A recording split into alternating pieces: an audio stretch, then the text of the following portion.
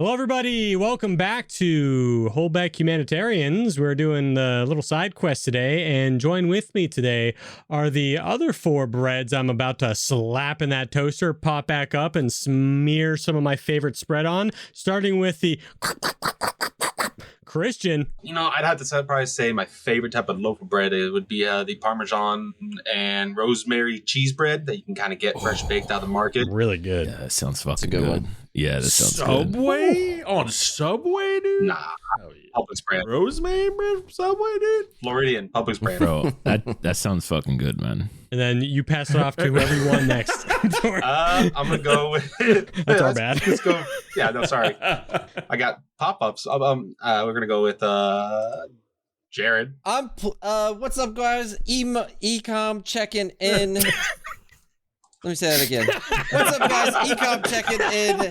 And my favorite bread is white. Rotella, if you have that brand, it's fresh break white bread. It's wonderful. That's about what I expect from Jared. Peanut butter sandwiches are my life. Going over to Alec, what you would like? Yeah, what's up, guys? Fun to be playing. Glad to be here. Long time listener, first time caller. My favorite type of bread is it's called Dutch Crunch. I don't know if you guys are familiar with it. It might be like a West Coast style.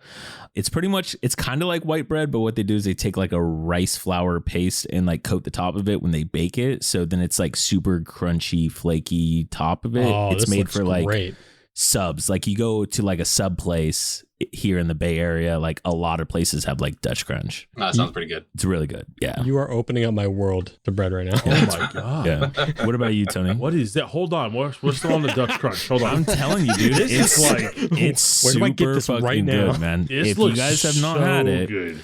and you guys are in the Bay Area, you go to any pretty much sub place in the Bay, they'll have Dutch Crunch as an option. It's highly recommended.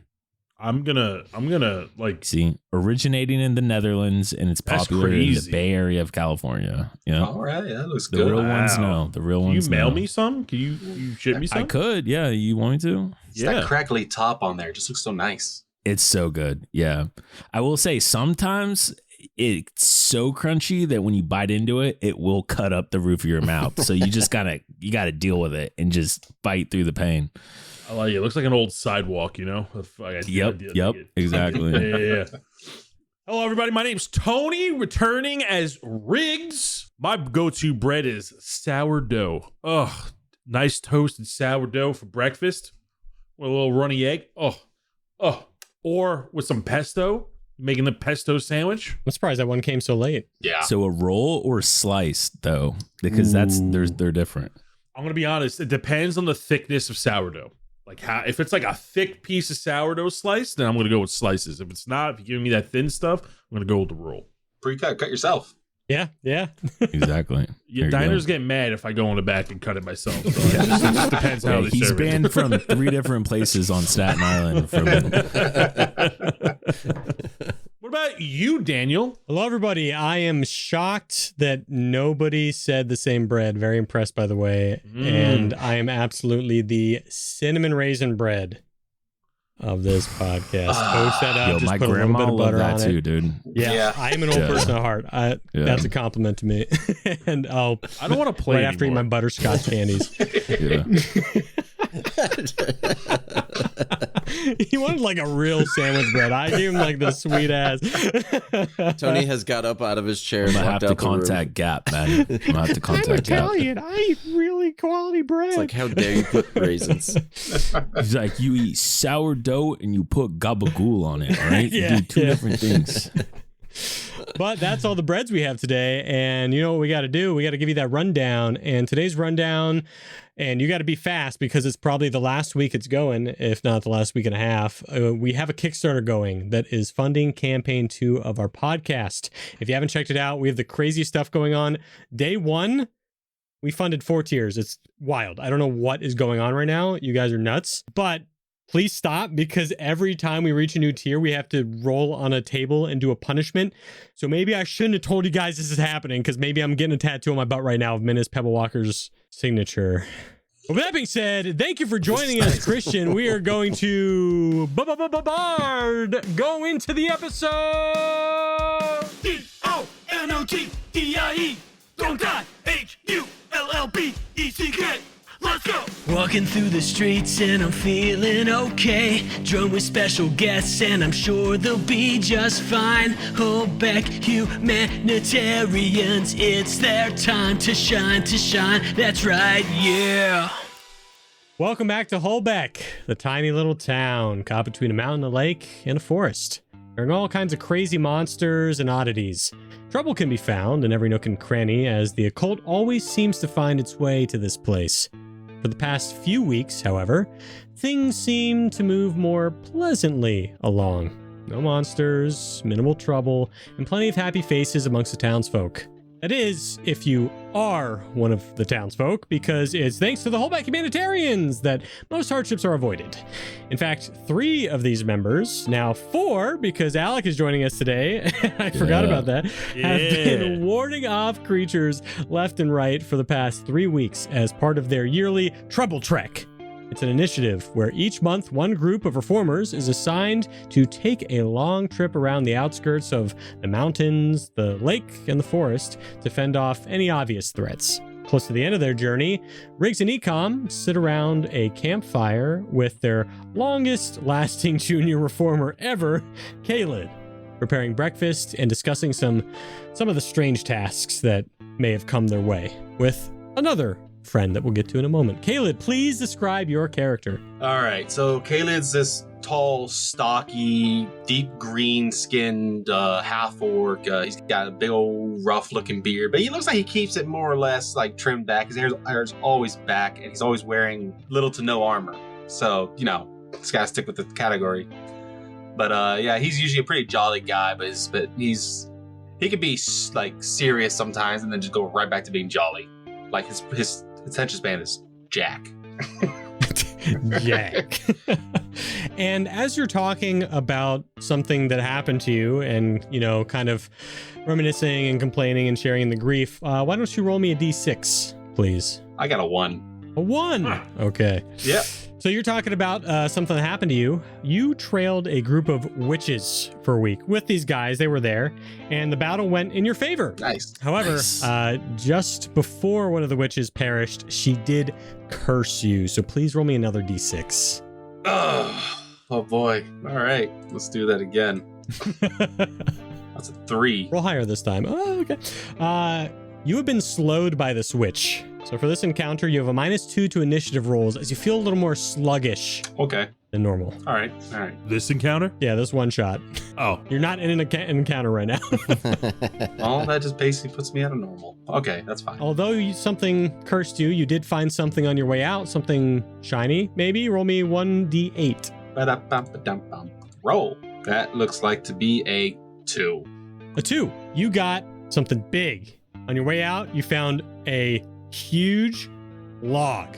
It is a one-use log that can be thrown or used to hit something for 2d8 damage plus the proper modifier if you throw it or hit with it. It's amazing. This is a nice stick. It's like, this could be a really good one. I would love just to huck it. Hey, Calied, I gotta say, that's probably the best stick you found since you've been out here. I mean, you got it a bunch, but that's the most impressive stick you got. Oh yeah, it's real even. I love it. Perfectly symmetrical. And as you continue talking about your curse and all the other hardships you dealt with, we're going to go over to Alec's character. Please describe your character, Alec. Okay. So my name is Basil Jasperith Higginsfoot V, and I am a bard. Not just any bard. I am and he holds up both hands, a magician. Yes, that is correct. And he rolls his hand over and a dove is in one hand. And he goes, I am the entertainment of this group. And he rolls over his other hand and just has a rose out of nowhere. Basil is a halfling. He has really bright orange hair and he loves to wear a almost Kelly green, borderline leprechaun looking green suit that he loves to perform in. Yeah. All right. Yeah. Kelly Green. Yes, of course. Roll me a d6, Alec. Okay, cool. Let's do it. Reroll on a 1. It's a 4. A 4. You were chasing a fairy dragon away from a group of hikers, but ended up tumbling into the Feywild. A couple minutes for you, running away from monsters and traps, was a week for your companions, who waited patiently nearby, taking care of smaller problems, while you handled a lot bigger ones. Your hit point maximum decreases by 5, and your friends let you know that something else has changed about you. Please roll a d6. All right, here we go.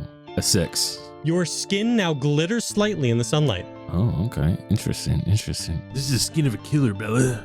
I'm sorry. What did you say? And I kind of just like look at my arms and see it's like shining, I guess, like glitter. But as you were tumbling through the Feywild, you did find something pretty cool in the Feywild. Please roll me a d8. I really hope it's a stick. That's a 3. You found Pipes of Haunting. You can add that to your character sheet and attune to it right away. Nice. Because that's something you found earlier. And I do know how to play the bagpipes, so... Is that right? The Pipes of Haunting, for those that don't know, is a magical item that he can play, and any creature he chooses within 30 feet make a DC 15 Wisdom saving throw or become frightened for 1 minute. Ooh, that sounds good to me. As he discusses some of the things that happened to him in the Feywild and plays some tunes for you, Riggs, why don't you describe your character for those that haven't met him? Yes, Riggs was once a mercenary, cursed and turned into half human, half monkey. Mechanically, I'm a Hadozi. You see him, he's dressed up in leather armor, and he's laying down on his side on a log at the campsite, and he's giving Basil just like... Basil. He's looking at Basil, he's just giving him like the most like dirty look, like he's like so over whatever he's doing, and he's just like mumbling to himself. He goes, I hate entertainers, especially the showboaty ones. And he's just like rolling his eyes as he looks over at Eekhom, almost for confirmation. And he is also a bard. Yep. Battle of the Bards. Battle of the Bards. Why don't you roll me a d6 as you describe to your companions what happened to you? That's a hot deuce. A deuce. You spent half a week lost in the Underdark as a doppelganger walked around with your companions. They finally realized it wasn't you when it tried to eat a squirrel. After enduring minimal rations and tireless nights, you are left feeling very weak. Take 1 level of exhaustion, please. What? Are we using 2024 rules or 2024 rules? That's -2 to everything, brother. You want to switch? You can switch. No, that's fine. I'll take it. There you go. So you have 1 level of exhaustion. You guys didn't even know that it wasn't even me? The jokes could have been that good. And you're telling me you guys didn't notice as I pick a flea out of my hair? And as you complain to your friends, please roll me a d8. Because in the Underdark, you found something pretty cool. That's a 1. You found a potion of superior healing. Oh, I'll take it. That is pretty cool. How neat is that? And as you show off your potion to the group, we see someone maybe less enthused in the shadows. Eekhom, please describe your character. My character is a little bit of a loner, a little awkward. His name is Eekhom. He is a wood elf monk, and he's the way of the long death. And he is currently walking around this tree stump doing a ritual. He's a little OCD at this point because of how many people have died on his watch. So he's kind of circling the stump, sitting down, tapping the ground 3 times with his spear, and then kind of doing that over and over again. And then all of a sudden he looks over. Riggs, when'd you get here? I roll my eyes over to Eekhom. I was in charge of watching these two for this last, I don't know how long. Mm-hmm. As he says that, Basil looks at Calied. He goes, "Is this your card?" And he has a card out he pulls one out of the deck. I feel like it's like been the 5th card, and he's just been saying no every time. Just no, again, not my card. Pulls out another one. Is this your card? No. Oh, damn it. Again. Okay. Can we just tell you? I can just tell you. No. Magician never reveals his secrets. It was a trick all along. I never anticipated to pull your card. And I turn around and I'm like, come on, Basil, shape up. And as you roll your eyes, Eekhom, you reminisce about the terrible thing that happened to you during this trouble trek. Please roll me a d6. Reroll on a 1, 2, or a 4. We don't have to. It's fine. I remember it being puppies and rainbows, and it was a great time, and I rolled a 5. That wasn't too bad. You got captured by a tribe of sentient animated corpses.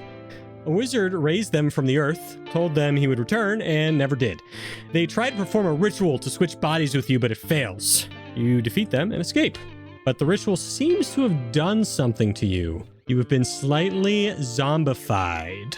Cool. On a nat 1 attack roll, your dominant arm falls off, and you must use a bonus action to pick it back up. What? Seems fine. Wait, attack. So if I go to swing at them and roll a 1, arm falls to the ground. This is the funniest person it possibly could have gone to. I'm one with the long death, and I am now getting screwed over by the undead. How dare they? Can't believe it. But on your way out, like scurrying through the zombie camp, defeating zombies left and right, you did find something amazing. Please roll me a d8. Here we go. Hang on. He's circling the stump. Sits down. Hits the ground 3 times with the spear and rolls a 5. A 5. You got a potion of supreme healing. I look over at Riggs and I'm like, man, I wanted something cool. Wait, you say supreme healing? Yeah, I gave him a supreme healing and he's like, Yeah. I just see that you have a potion, I have a potion. I would say you have the better vial, but it's a bit of a reach. And as you are all getting... as you're all discussing the adventures you've had these past 30 days and very excited that it's about to come to an end, Riggs, you feel a vibration in your pocket as your sending stone alarms. The sending stone has a ringtone that was in the old Geico commercials where it goes ring ding ding diggity do, and I take it up and it flips open. And there's a message from Lon Swanson. Oh. Riggs, hey, I need you to look into something. I know you're almost done with your trouble trek, but you are close to the... And it cuts off. I tap it. You feel more buzzing. Sorry, forgot these things send 25 words at a time. What wizard decided that? Am I right? Can't they just make ones a little longer? Cuts off. I stare at it. Wait. Buzzes again. My bad. Looks like you're close to Moonlight Altar, though. Someone named Wolfhard sent distress call our way. Could you go check it out? And it sounds like he's counting on his fingers. All right, guys, it looks like we got to go see a hard wolf at Moonlight Towers. It says it's nearby. Juan Swanson wants us to go investigate it. Bzz, bzz, bzz. Did you get my message? Just checking, because I didn't hear back. Let me know, okay? Because I'm worried. I look at everybody else. Did he say Wolfhard? Oh, yes, Wolfhard, yes. I used to have a friend, companion, anyways, named Wolfhard. Father Dovers. The team I was before I got here. So, that's convenient. Bzz, bzz, bzz. Hey, just checking in. Didn't hear back from you. Everything okay? Don't mean to be pushy. You guys do a great job, but like... Cuts off. Oh, man, I really don't want to send anything back. I don't get free sending still until after 9 p.m. Just do it. Just do it. All right, fine. You know, if the election's gonna come out of your pocket, Calied, all right? So I sent it back like, yep, we'll go check it out. Thanks. Yeah. And you get one more message back. It's like, Great, thanks. It'll be great to finally promote you when you get back in one piece. Basil says, I think it's a great idea. And as he does it, he pulls out a knife and he stabs himself in the face and he turns around and he just starts, you just see his hands moving really, really fast and you guys have no idea what's happening. Should I just say what I'm doing right now? Or okay. So I'm performing a ritual. I, by the way, am a type of bard called the College of Flesh Weaving. So right now it says you can perform a surgical ritual up to 4 creatures that you can see within 60 feet of yourself to receive a chosen adaptation for the next hour. And I am giving myself cactus skin, which is the target can cover itself in razor sharp spikes. At the end of each of a target's turn that is grappling me, it must make a constitution saving throw of my bard spell DC. On a fail, it takes piercing damage equal to my bard inspiration die. So I'm giving myself that one. If you would like, I have rhino hide, owl's sight, fish form, cat's paws, bull's bun, all is other options that I can give you. Yo, what's that cat's paw? Hold on a second. I go over to the glittery, spiky yeah, I'm just bard. like stabbing myself and like just shoving spikes all over into my body. So cat's paws, the target has advantage on dexterity checks. It also doesn't take damage from falling 20 feet or less, because lands on its feet, I guess. Fish form allows you to breathe underwater, and you gain the swimming speed equal to your walking speed. Owl's sight is the target has advantage on wisdom checks and initiative rolls. Rhino's hide, the target has advantage on constitution checks and gains temporary hit points equal to 1 roll of your bardic inspiration. And the bull's buns, this target has advantage on strength checks and counts as 1 size larger when determining its carrying capacity and weight. It can push, drag, or lift. Eekhom goes over there because he hears cat paws and he's worried about his own hands falling off. He's like, whatever it is, I'm down. Oh, perfect. I pull out one of the butcher knives and I'm just like, just stick your hands out real quick. And I pull like 2 cat paws out of my hand. You want them on your feet or your hands? Hands. Sweet.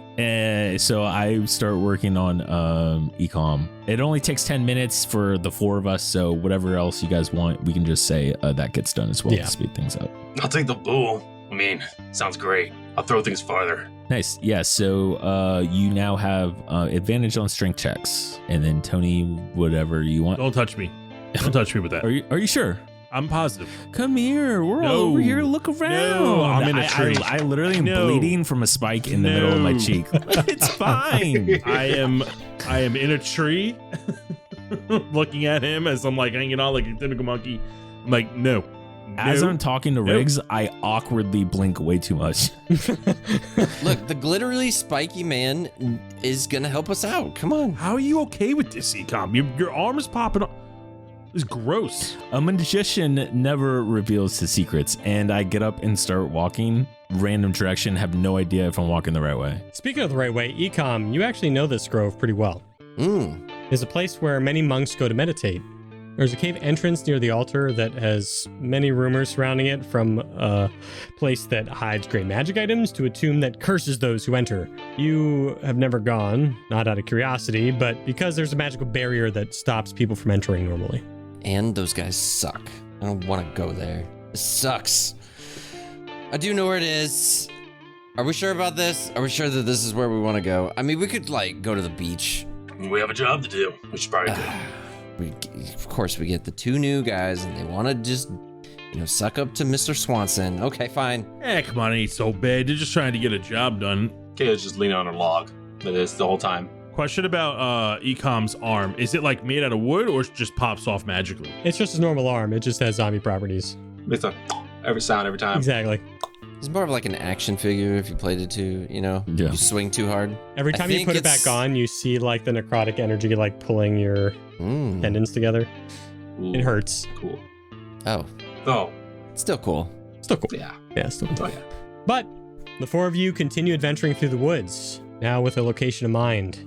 Basil, you're excited to be a part of this team. You were on another squad that wasn't doing too well, but you're one of the better ones, so they sent you into this squad. So you're getting pretty excited. I am a performer. Calied, you're excited to finally get away from the junior reformer belt because you've been working very hard to become a reformer like these guys. And one more mission, and you should be upgraded, which would be really good.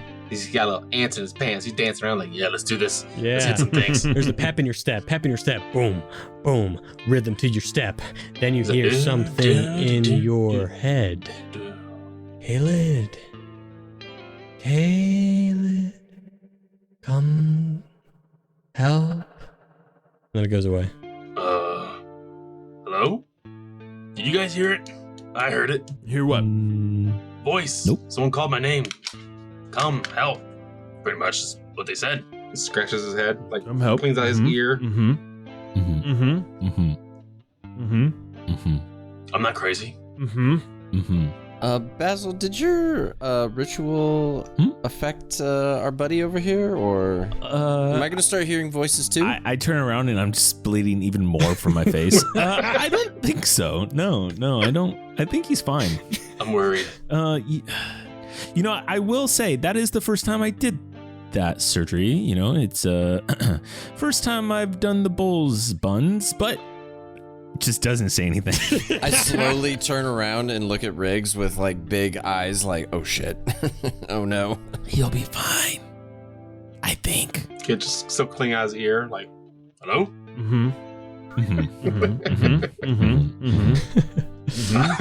Did you check to see if those knives were sterile, Eekhom? My knives? No, I sterilized them with magic. They're perfectly understood. Oh, no. You need to see a cleric when we're back in town.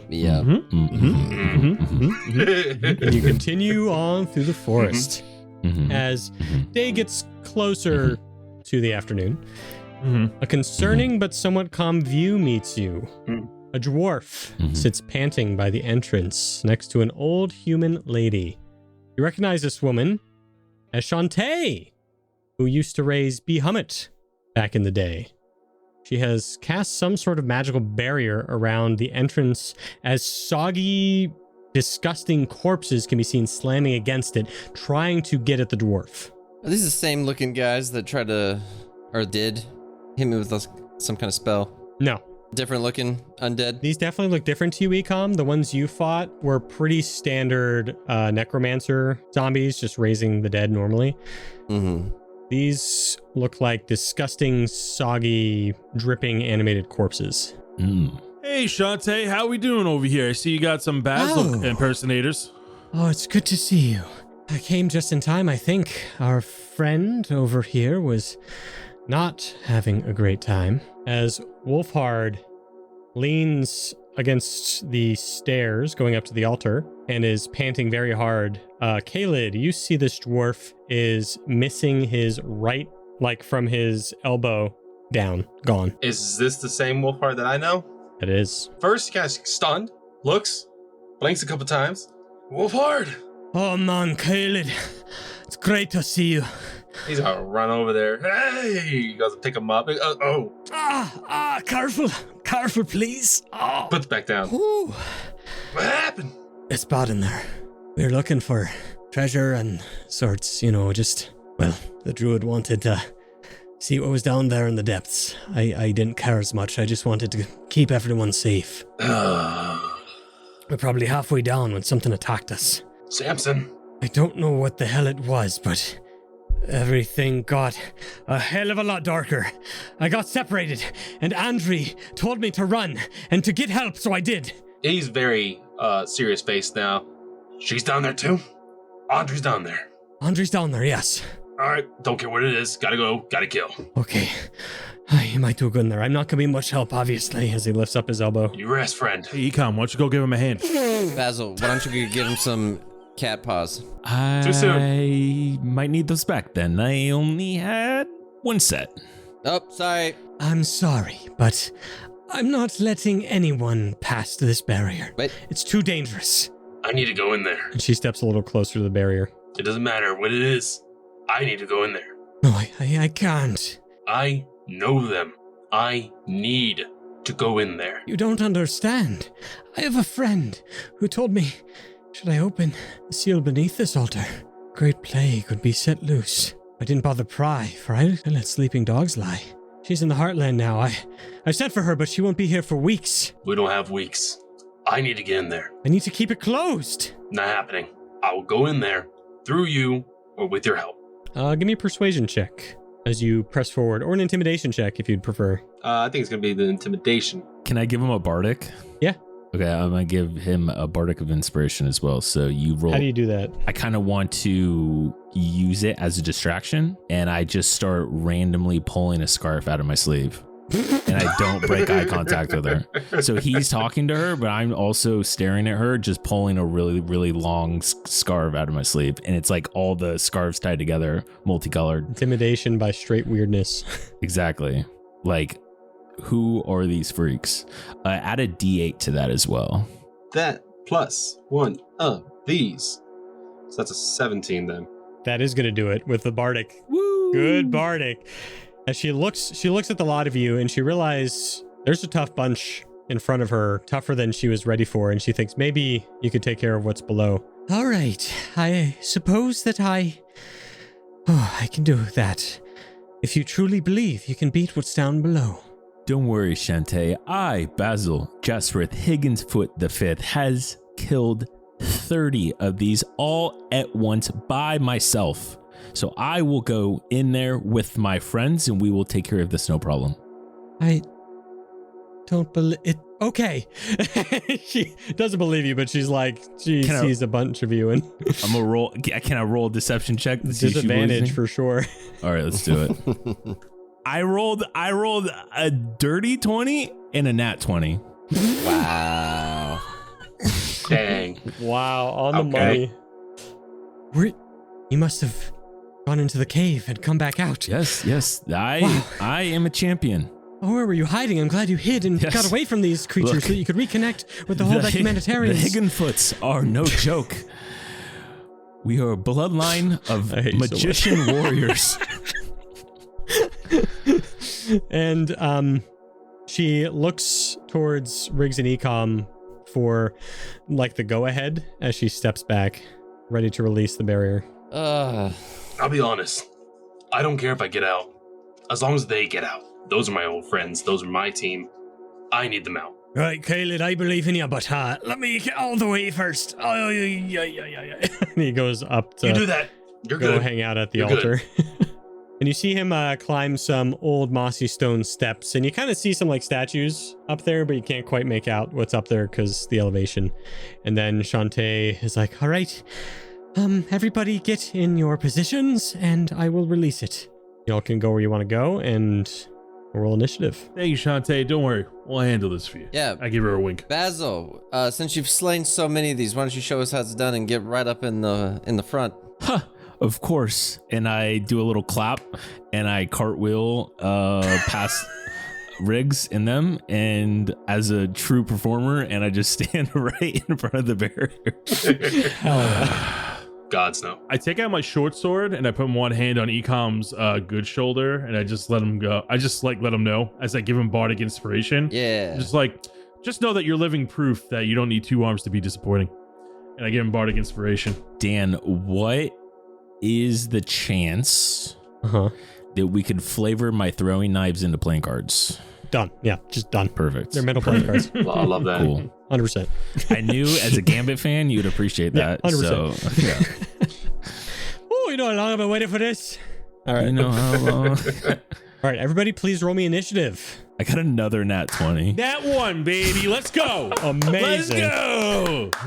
That's only a 7. Got a 17. As the barrier drops, you actually don't even hear noises. You expect to hear this like, but it's just shifting as these zombies begin to pour out. I immediately throw, actually, I look back at Riggs and I say, how about this for versions of myself? And I cast a mirror image. And so 3 illusionary duplicates of myself stand next to me. So it says 3 illusionary duplicates of yourself appear in your space until the spell ends. The duplicates move with you and mimic your actions, shifting position so it's impossible to track which image is real. Then it says each time a creature is hits you with an attacking roll, the spell duration, roll a d6 for each of your remaining duplicates. If any of the d6s roll a 3 or higher, one of the duplicates is hit instead of you. I think I'm also allowed to attack with my bonus action. Oh no, you know what? I don't. No, that's only when When you make use the an attack action, Yeah, correct. yeah.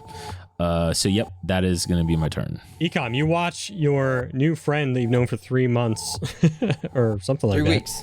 3 weeks, about a month. You know him for about a month, and you watch all of a sudden more of this annoying little bard appear. What are you doing? Big sigh, and then as I slowly go from a walk to a jog, and then I get right up in the first monstrosity's face and hit him with my spear. A 21 to hit. Yep. And a 23 to hit. Both hit. 7 damage piercing and 10 damage piercing. Already, you see a ton of these limbs come off. Make me a perception check as you do that. Nat 20. That's 20. As you do that, you see a limb fall off, and you see this black goop, almost like tar. All these little tendrils suck back into the body of the corpse. You do another limb, does the same as it's just the arms fall off. And then it sticks out all these black tendrils as claws to work as arms after you do that. Oh, goodness. It doesn't make any noises, any gestures. You just hack him off, and it looks at you with empty sockets. Do I feel so? I don't even know if I like hurt it. Basically, It looks messed up. It definitely looks messed up. Okay. Tendrils hanging on by a thread. I am going to use a key point and take a dodge action. Oh, okay. Now that I'm up here, because I feel like there's a little too many of them, and I'm way up here, and they look like they're about to pounce on me. Fair enough. You take the dodge action as all these zombie-looking creatures start to take their action. That is A, B, E, and F. Here we go. Riggs and Calied, you two in the back are really surprised by this. Zombies, they look like zombies, normally shouldn't be able to move as fast as they're moving. And they're like shifting around really quick like. And they are going to make attack rolls against Eekhom here. Eekhom, look out. Watch out, they deadlift. Disadvantage on all of these. 11, 10, 16. Nope. Good. 11. I do a backflip. Yeah. As they all try and attack you. Now that's a performer. I point my spear at Basil. You know it. And the last thing you need me to do, because I forgot to do it when you hit the zombie thing, when you hit this dripping corpse, make me a dexterity saving throw, please. Oh, man.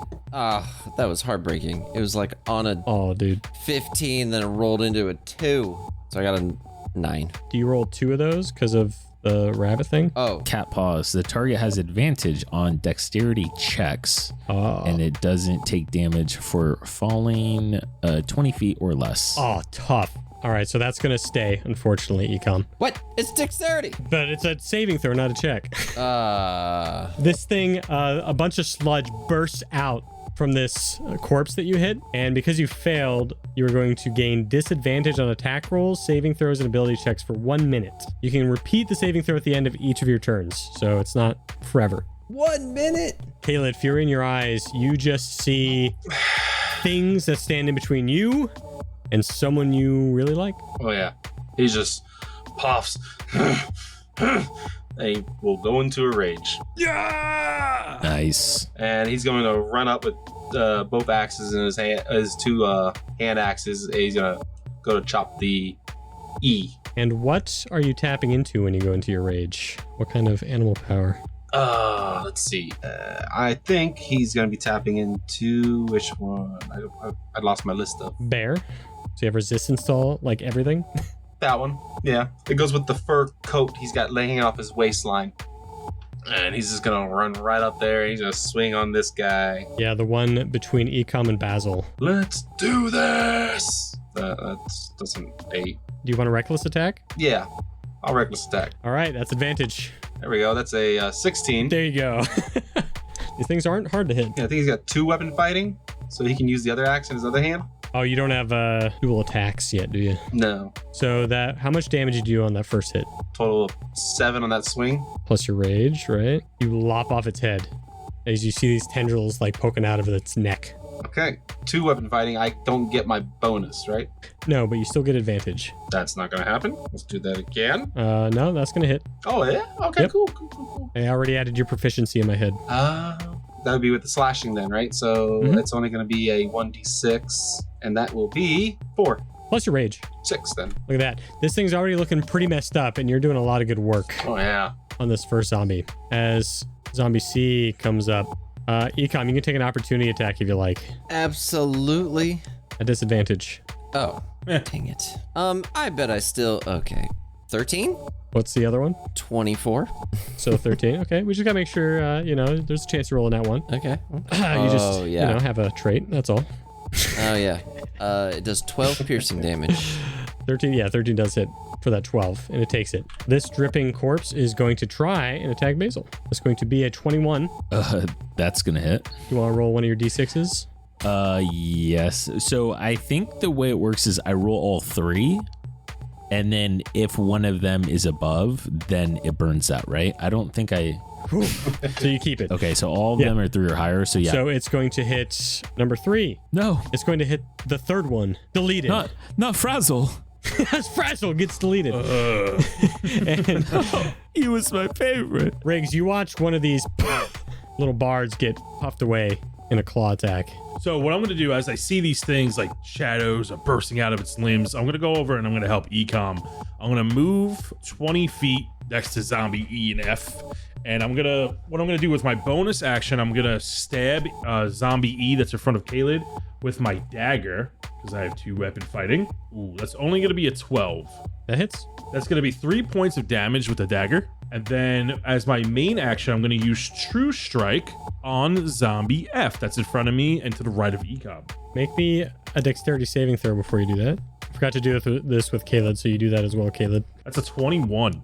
Nice. Pass. 19 because I'm -2. 14. You all pass, so you do not have disadvantage on attack rolls, saving throws, and checks. Eekhom rolls his eyes. As you duck just in time as all this goop spikes out at you guys. Then I'm going to use True Strike against the zombie F that's to the right of Eekhom. What that does is that replaces my main attack with my short sword and turns it into radiant damage. And I can use my spellcaster modifier to hit it instead of my dexterity if it normally would take that.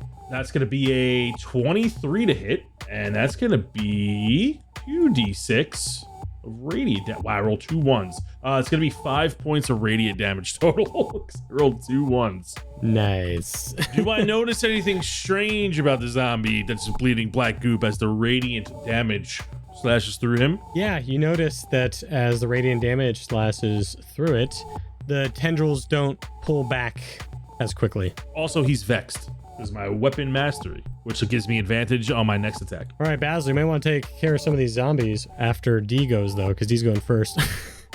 One's going over to Eekhom here. It's the worst. That's disadvantage, though. You haven't been hit by one yet.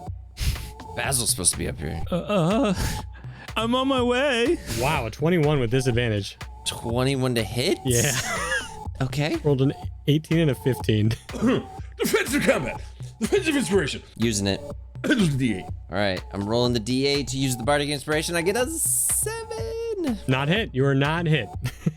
You feel inspired, and all of a sudden, like, just in the nick of time, parry it away. Use the move I taught him. I unroll my eyes at Riggs. Just a Riggs, though. I wink at him. Yeah. I saw that. Is that at me? I need to roll something. Wait, what are we Yikes. doing? Why are Basil, you rolling? what are you doing as we go to the top of the round? Haha.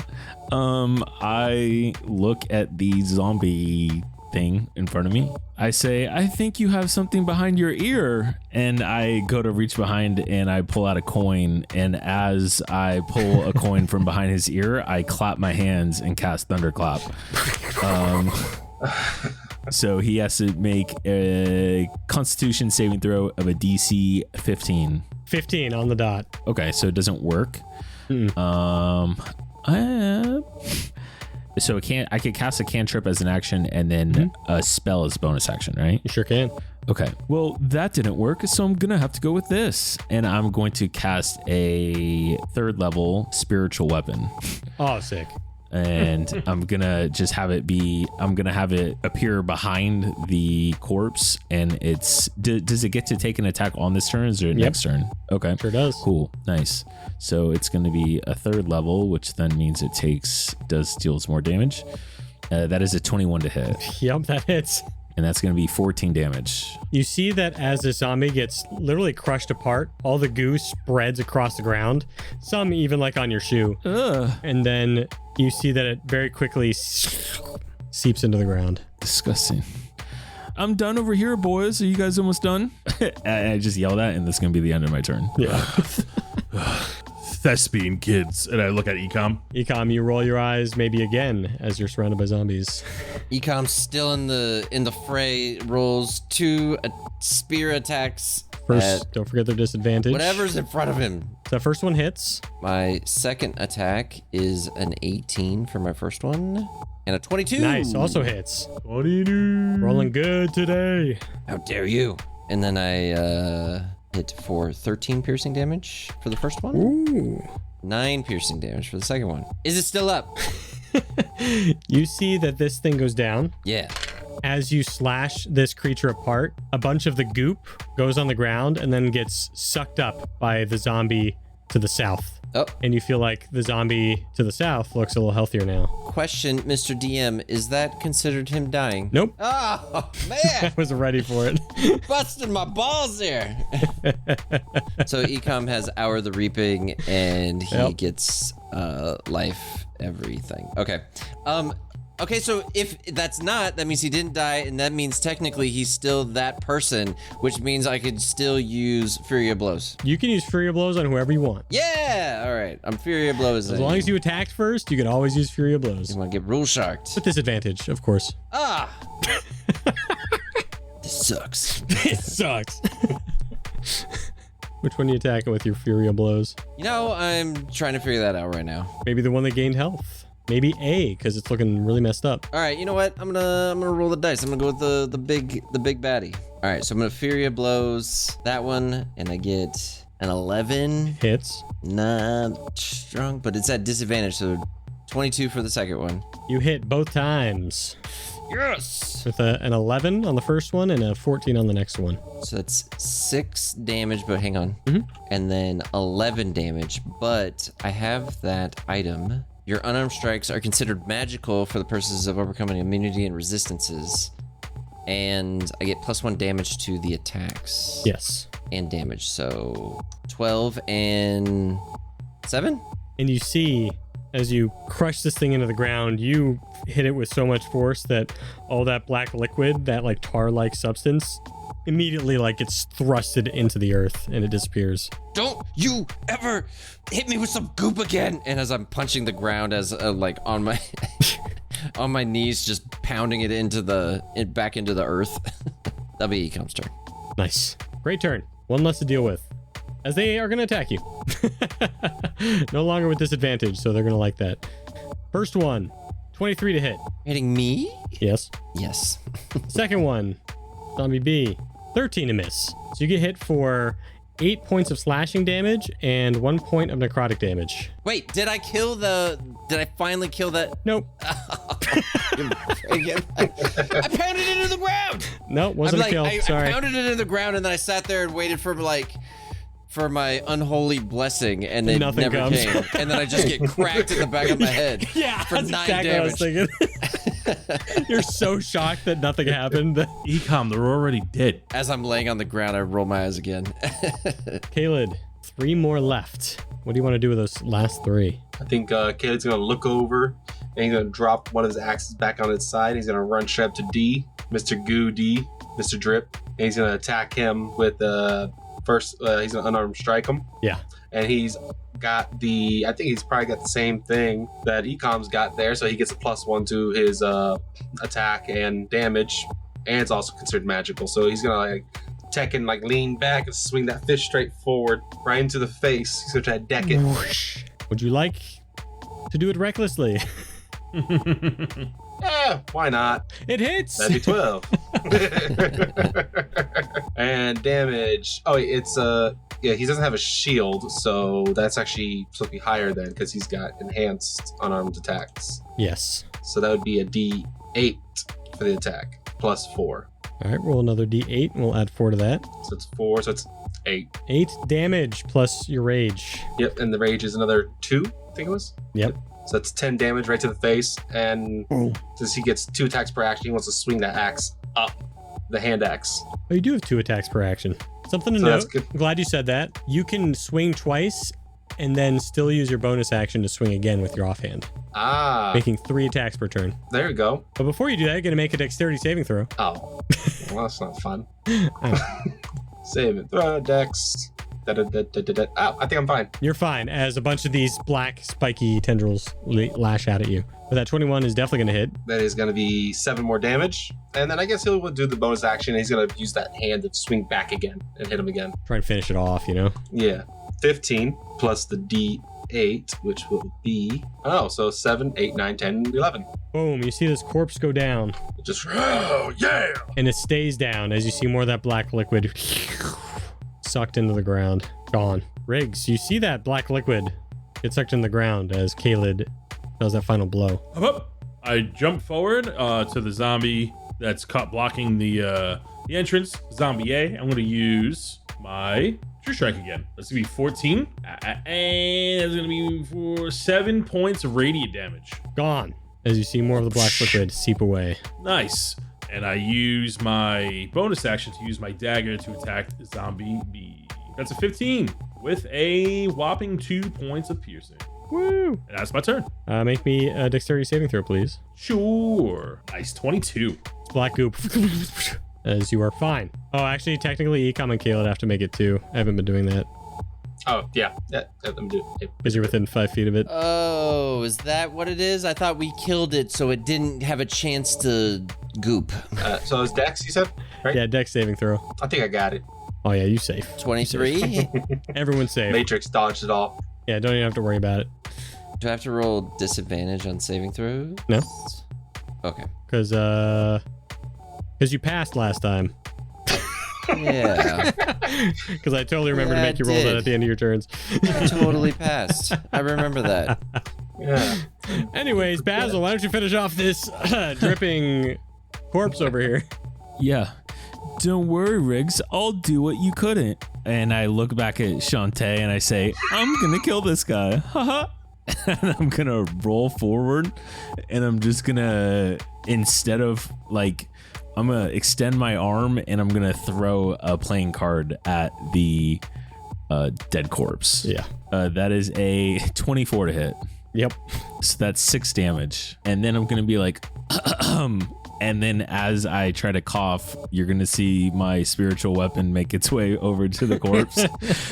So you know, and I just read this. My spiritual weapon is actually the shape of a needle and thread, and instead of radiant damage, it is piercing damage. So It's still that's going to do just- radiant damage, but Okay. I see what you mean. Yep. So that is going to be. Oh my god. That is a. Can I give myself bardic? No, I don't think that's how that works. That's a You would 10 have had to give hit. it to you earlier. But I can give myself bardic. You can. Okay, I that's think. good. to No, know. maybe not. I didn't think so. I don't think so. Yeah, that's a 10 to hit. Yeah, it's going to miss. Sorry. Fuck. He kind of puts his head down, like he didn't just yell at Riggs and call him out. Yeah. That's gonna be the rest of his turn. Oh. Okay. Got to roll. You're just lucky these things don't eat clowns. Okay. That's good. All right. Next. Eekhom. I get up off the ground after getting clocked and just, see only one left and spirit a 19. Am I still poisoned, whatever? No, we're Gooped? good. All right, cool. I'm guessing it's pretty dead, so I'll just hit for 11 damage real quick, or should I roll both? Still up? Okay, going for the next one. 12 to hit. Yep. 7 damage, piercing. Still up. You see that the Is goop goes down to the ground and then it reanimates itself. One more time. this freak? All right, Eekhom's sick of this thing, and he's gonna use a key point and Furia blows. 12 Yep. to hit. It's technically 8 damage. And it's back down the ground, dead. Gone. You see all the Yes. goop disappear. Is it dead to where I get hit points? Nope. Why will you not help me? I had a feeling he was going to hate this episode. Did I lose my abilities while I lost my arms? What happened? He's having a Existential mental crisis. breakdown. You know what I mean? Yep. Yeah. Mid-spell crisis. Shantae steps forward. Wow. Maybe you can do it after all. I'm impressed. I'll tell you what I'm impressed by. Eekhom managed to hold it together. Why won't you give me hit points? Physically. Yeah. Are they all dead? Yeah, we got him. All right, cool. I'm gonna hang out up here. Of course you would. He's going to chill up by the altar. Oh God, there's still 2 more of you. Yeah, great job, chaps. And you hear, yeah, great job, chaps. And I don't know if they talk, but As I they just feel- echo and echo and then eventually go away after a minute passes. No, Cade's a big on one. Just stick one. please. Can I investigate the goop that's on the ground? The goop's gone. Eekhom is now stabbing the ground looking for the goop, thinking it's still there. Try to dig it up. Where are you? You are not dead, or else I would have. My wishes would have been granted. Did the goop disappear in the sense that like it dissolved or it fled? You can make me either an animal handling check or a nature check. Or you come look in this hole. I want to like copy him as well and Yeah. do that as well. Yeah. Cool. 16. I got a nat 20, so I just know more Nice. than Riggs. Yeah, Riggs, you think you might have a handle on it, but then Basil, you know that there are creatures. They're creatures. Fingers of dirt. that can separate themselves and work independently, almost not like kind of like a hive mind, but not quite like that. Fungal network. Yes. They kind of work like a hive mind, but not really. But they are dead, I guess. They're not. They didn't go somewhere, I guess. I think You don't think they're dead? They're not dead. If they were dead, I would know about it. Got it. Eekhom is now doing his OCD thing where he's circling a stump. He's sitting down, tapping his spear 3 times. He's like, okay, it's gonna happen this time. I'm gonna get him back. Don't worry. It's okay, we got a mobile stump, the one on my back. Just give it to you every now and then. If you need it. There you go. I'm using that big old log that you have. You know that tapping is a sign of OCD. Watch your spiritual weapon fade away, Basil. No. Could Calied ask Wolfhard if how far he got in there, so we can maybe get an idea of what we're walking into? Yeah, you can go back. You can go up and talk to him. Oh, he will walk up there and give him a Yeah, chat. bring your character up there. Hup. Yeah, as you climb the moss-covered stone steps, 2 elven figures come into view, made of the same stone, Okay. covered in slightly less moss. You see that there is a male and a female elf reaching out towards each other. You can tell something used to rest in their hands, but now it just looks like lovers apart. There's a cracked altar between them and some ancient elven writing carved into the base. And you see Wolfhard is leaning like against the female statue, chilling, just tending to his wound. Yeah, he'll walk up. How you doing, friend? Doing okay? Not great. No, You gonna make it? it's bad. I'll be fine. I'm sorry. I didn't want to run, but you know, Andre, she gave me that look and I'm sorry. He'll kneel down, like go eye to eye with him, hands on both shoulders, and be like, "It's all right. I get it. Don't worry. I'm going in for them, all of them. Great. Good. They'll be alive, right? They gotta be. She's too stubborn. Yeah. She dealt with me the whole time." And he'll ask about the hey, how far did you get in there? Like, just to get a good idea. Oh, just about halfway down. We went down something that was, it was floating down and then everything went a bit dark. That's where I left. I climbed up myself. It was crazy. How'd you lose it? I didn't even see. There was so much adrenaline that I got out and then I looked down and it was gone. Pat him on his shoulder. Well, guess you gotta learn to pick locks with one hand now. Aye, You rest. We'll get him. of course. And he's just breathing heavily and doing what he can. You know he should probably go back to town, but you can tell he's staying here because he wants to wait for everybody. Yeah, he won't push it. He knows. Yeah. What are the rest of you doing up here? Eekhom's still down there. He doesn't like this place, so he's just sitting down on the log, just minding his business, eating a sandwich. So, you guys done? I think I was just a little hangry. Hey, give them time. No, Oh, I you get want- it. I get like that too. Hey, where'd you get that sandwich? I'm like looking over the steps. I would like to walk up to the altar and just kind of inspect it. I want to look around, see if I see any runes, any writings, anything like that. Yeah, you see that elven writing. Well, good thing I speak Elven, so... Oh, you do? No, I That's don't. good. I'm just kidding. Okay. It was Goblin. Oh, I speak Elvish. I think this is Goblin. Oh, yeah, And, what's it say? No, the spacing's wrong. Dialect's wrong. Hold on, what's it say? It says, "He who shall stay here knows death and magic." Right, okay, yeah, good job. He gives a thumbs up. Big eye roll. It's a 21, though. What a deception check. Yep. Fails. He doesn't believe you. No. Damn. I didn't even have to roll with advantage. Wow. So I read the stone. Yeah, as you read the stone, you can tell that this is ancient, like very, very old Elven. You can also give me a history check. 7. I just want to point out, none of the people that are up there are elf, right? Yeah. And the only elf is downstairs eating a sandwich. Yeah. The one person would get advantage on this. So you can kind of make it out, but you're not sure if it's correct, but you think it's pretty much what needs to be said. And you read, down below to lovers go, bound by love, left their lives above. Ugh. It's a love letter. I think Caled looks a little more serious about that. All right, then. I gotta go get mine back then. Oh, you lost your partner in the love dungeon? I said it like that. In the love cave? That's not better.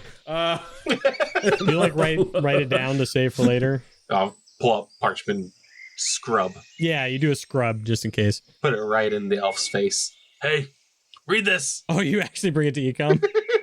Absolutely. Okay. What's that? Read, please. Yeah, you could make this with advantage if you like, Eekhom. There's a history check as you read this. Let's take a look here. You guys want a sandwich? Later. Oh, okay. Oh, okay. History? Yeah. What's with me rolling the same number? I got 2 9s. You read it about the same as Riggs did. You know that there's a word that you have off here and there. You feel like maybe the last 2 phrases you don't quite have right. That maybe they're some old Elvish that's stumping you. I start trying to read it, but my sandwich kind of gets on the letter. I kind of wipe it off, and I can't read the word anymore. Oh, man, this one's a tough one. Yeah, it looks like a couple of real grognards wrote this one. Yeah. Lives above. I think that's, yeah. I think that's what that says. I hand the letter back. All right. Puts in his pouch on his front of the inside, tucks inside. Well, the only way to go is down. He's gonna look at the hole. Sometimes you just gotta go in the hole. Sometimes the hole's stinky. And you know what? It's a great idea that you guys go down there. I can watch this with Shantae. We can look. I got this perfectly good log. I got the sandwich. smacks the sandwich out of your hand. I put one arm over Eekhom, and I'm like, if you want to stay here, I'll be fine with it. It's not. It's just I started this meal, you know. Shantae comes next to you and goes, Don't worry, I'll stay with you. Yeah, see, she'll stay with you. I might not Never be mind. as young as I used to be, Never but mind. I can Never flirt mind. just the same. Nope, I'm done. I'm going back in. I'm going in. Get a wink at her, like thanks. she winks back. I'm out. I'm first one. I'm running in the already. Just I'm in. First one in. I left my sandwich. Yeah, you see the sandwich hang in the air and then drop. Yeah, I regret it the moment I passed the threshold. You enter the cave. No lights abound. Pressing forward, you see a lot of like bits of sparkle and glints. Some of you have dark vision. Some of you maybe don't. You light a torch. Yes, I light a torch. Dark vision, baby. One torch will be good enough for anybody that doesn't have dark vision. As you light it and press forward, the first thing you see is a stone slab directly ahead. It looks very old, but it also looks like someone probably, Riggs, you can tell someone used like mold earth or something to magic this up from the ground. And it is also written in Elvish. And you just see turn back. Look, it says enter in Goblin. I shake my head. An ominous sign of warning. Yeah. I look at it up and down, see that it's just like a stone, and continue down the path. You continue down the path, and it begins to open up into a bigger piece of cave. And to your left, you see another bigger slab. I look at the slab. You see what looks like the word Olorun. Olorun will consume everything. You can make me a history check to see if you know what that means. 15. You recognize that part of the word means like one, like something is of one or one of, something like that. And you notice that Olo looks similar to an Elvish word that means like darkness, and you kind of decipher that this might mean like the Dark One or one of Bile. One of Bile. I share that information back with the group. It's like, I think we're dealing with something a little bit old school here, but if it's anything like what we just saw outside, it's probably like a type of ooze, a shadowy ooze, an ooze that is oozy. Calied, as you hear these words, they slowly fade out and fade out. You're here. Below. Calied, need you. In your head. Does he recognize the voice now? Like, is it like clicking? Roll me a d20. I'm not going to tell you what type of check it is. Okay.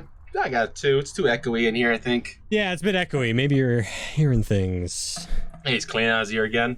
Well, I'm coming. It does not sound like Andre. You know that much. And Calied, give me a perception check as well. 12. As you see Samson's body in the back behind some ice rubble, it looks like, by this rocky obsidian platform with a rune that is glowing softly, and another slab on the right.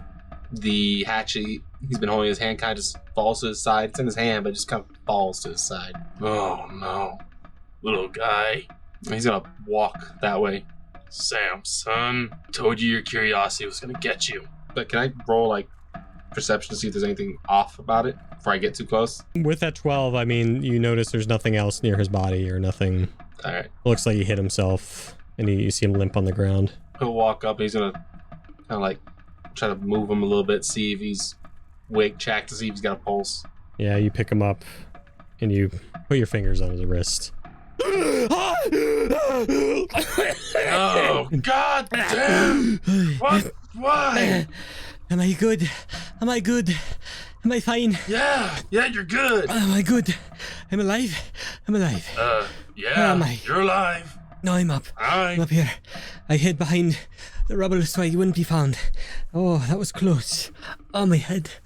Is my leg still there? Nope, it's gone. And just like your other buddy, you see, but instead his knee down is gone and has been patched up. Oh man, you stopped it.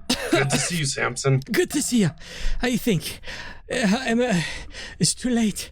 I should get back down there. And you see him trying to get up and move, and he falls. You can't. He's gonna pick him back up. You can't go. I have to. I have to save them.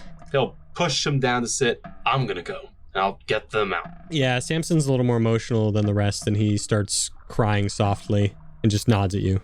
Where's your bird? He just shakes his head. Ah, friend. I'm sorry. He just goes in and just hugs you for like a beat. Phil hold him in there and pat him in the back. He's crying and he pushes you away. Please. You have to. Only you could save him. It's got to be you. Who else but me? You're the strongest. I didn't want you to go to begin with. We all have our roads. This is mine. Of course, of course. Are these your friends? Yeah, these are them. Hey guys, this is Samson. We'll meet in happier times, hopefully, after this. We'll share a drink. And he'll pick him up and he'll like walk him back over somewhere. Like maybe he can give him a stick or Yeah, something. you can walk him all the way out, you know. Yeah, he'll walk him all the way out there and stick him up there on the side until tell Shantae, keep an eye on him for me, please. Oh, yes, of course. I'll turn around and head back down. As Samson's led outside, the three of you look around a little more, and you see that there is a stone platform with a focused prismatic-like crystal in the center. And you also see at the northern end of the room, where it's a dead end, this platform floating in an abyssal space. You just see darkness down below, no lights. And you see this crystalline, almost ice barrier around all of this that seems to have been blown away from the south to the north. So most of the rubble is just gathered in the northern side of the room, past the platform. There's also a slab next to it, if you'd like to read that. Eekhom, we'll go over there and take a look at that. Another pretty simple one. It just says, "He who breaks the seal has forsaken us all." Okay, not telling the guys about that one. Let's just act like that didn't happen. It says everything's puppies and rainbows. Riggs, you don't believe that for 1 second. I second As that. I'm- That is definitely what it says. As I pass Riggs, I'm like, it's really bad. As I whisper to him as I go to the group. Yeah. Well, I mean, it can't be that bad. Oh, I told you guys, it's fine. I have like this dumb puckered monkey face, like looking up at it. Like, I believe none of you. We all know Riggs doesn't even know how to read. I hate him. I hate him. I hate him. I like everybody, but I hate him. God, I love Alec for this character so much. As much as I would love to go down there and, lead the team to victory, if, say, we needed a hero to go hang out with Samson to make sure he's okay, I'd be more than happy to do that. No, you're coming. You're definitely coming. Are you sure? Big smile. I got 5 gold if you push him. He thinks about that for a second. He does. Caleb's just, man. You know, I thought I was done dealing with all these dark things. Caleb, I'll give you a hand. I take Eekhom's arm off and I hand it to you. How dare you? First, it's a cat hand. Okay, second, I need that back. Meow. There's no time to joke. Oh, Samson would say there's always time for a joke. All right, how do we get down there? I'll look down the hole. Calied, you know that with a mix of tools and magic, with a rogue and a druid, they were probably able to focus some sort of ritual through that prismatic gem that probably blast all of that ice wall into oblivion and dust. He kind of leans back, looks at it, does this. Yeah, they blew it up. You definitely don't know the inner workings of the magic, but you definitely know they blew it up. I know them. They see something shiny and they're like, ooh, and then they blow it up. Luckily I wasn't here, because usually I'm getting blown up too. If only we had someone that did rituals that could maybe help us with this situation. Yes, rituals. I look at I stroke my face with my cat paw. I also stroke Eekhom's face with my foot. With your foot, yeah. And you see this platform with a dimly glowing rune. My guess is we step on it and we go down. Yeah, scratching his chin with his axe. We're all going together. You're not getting out of this cave without us.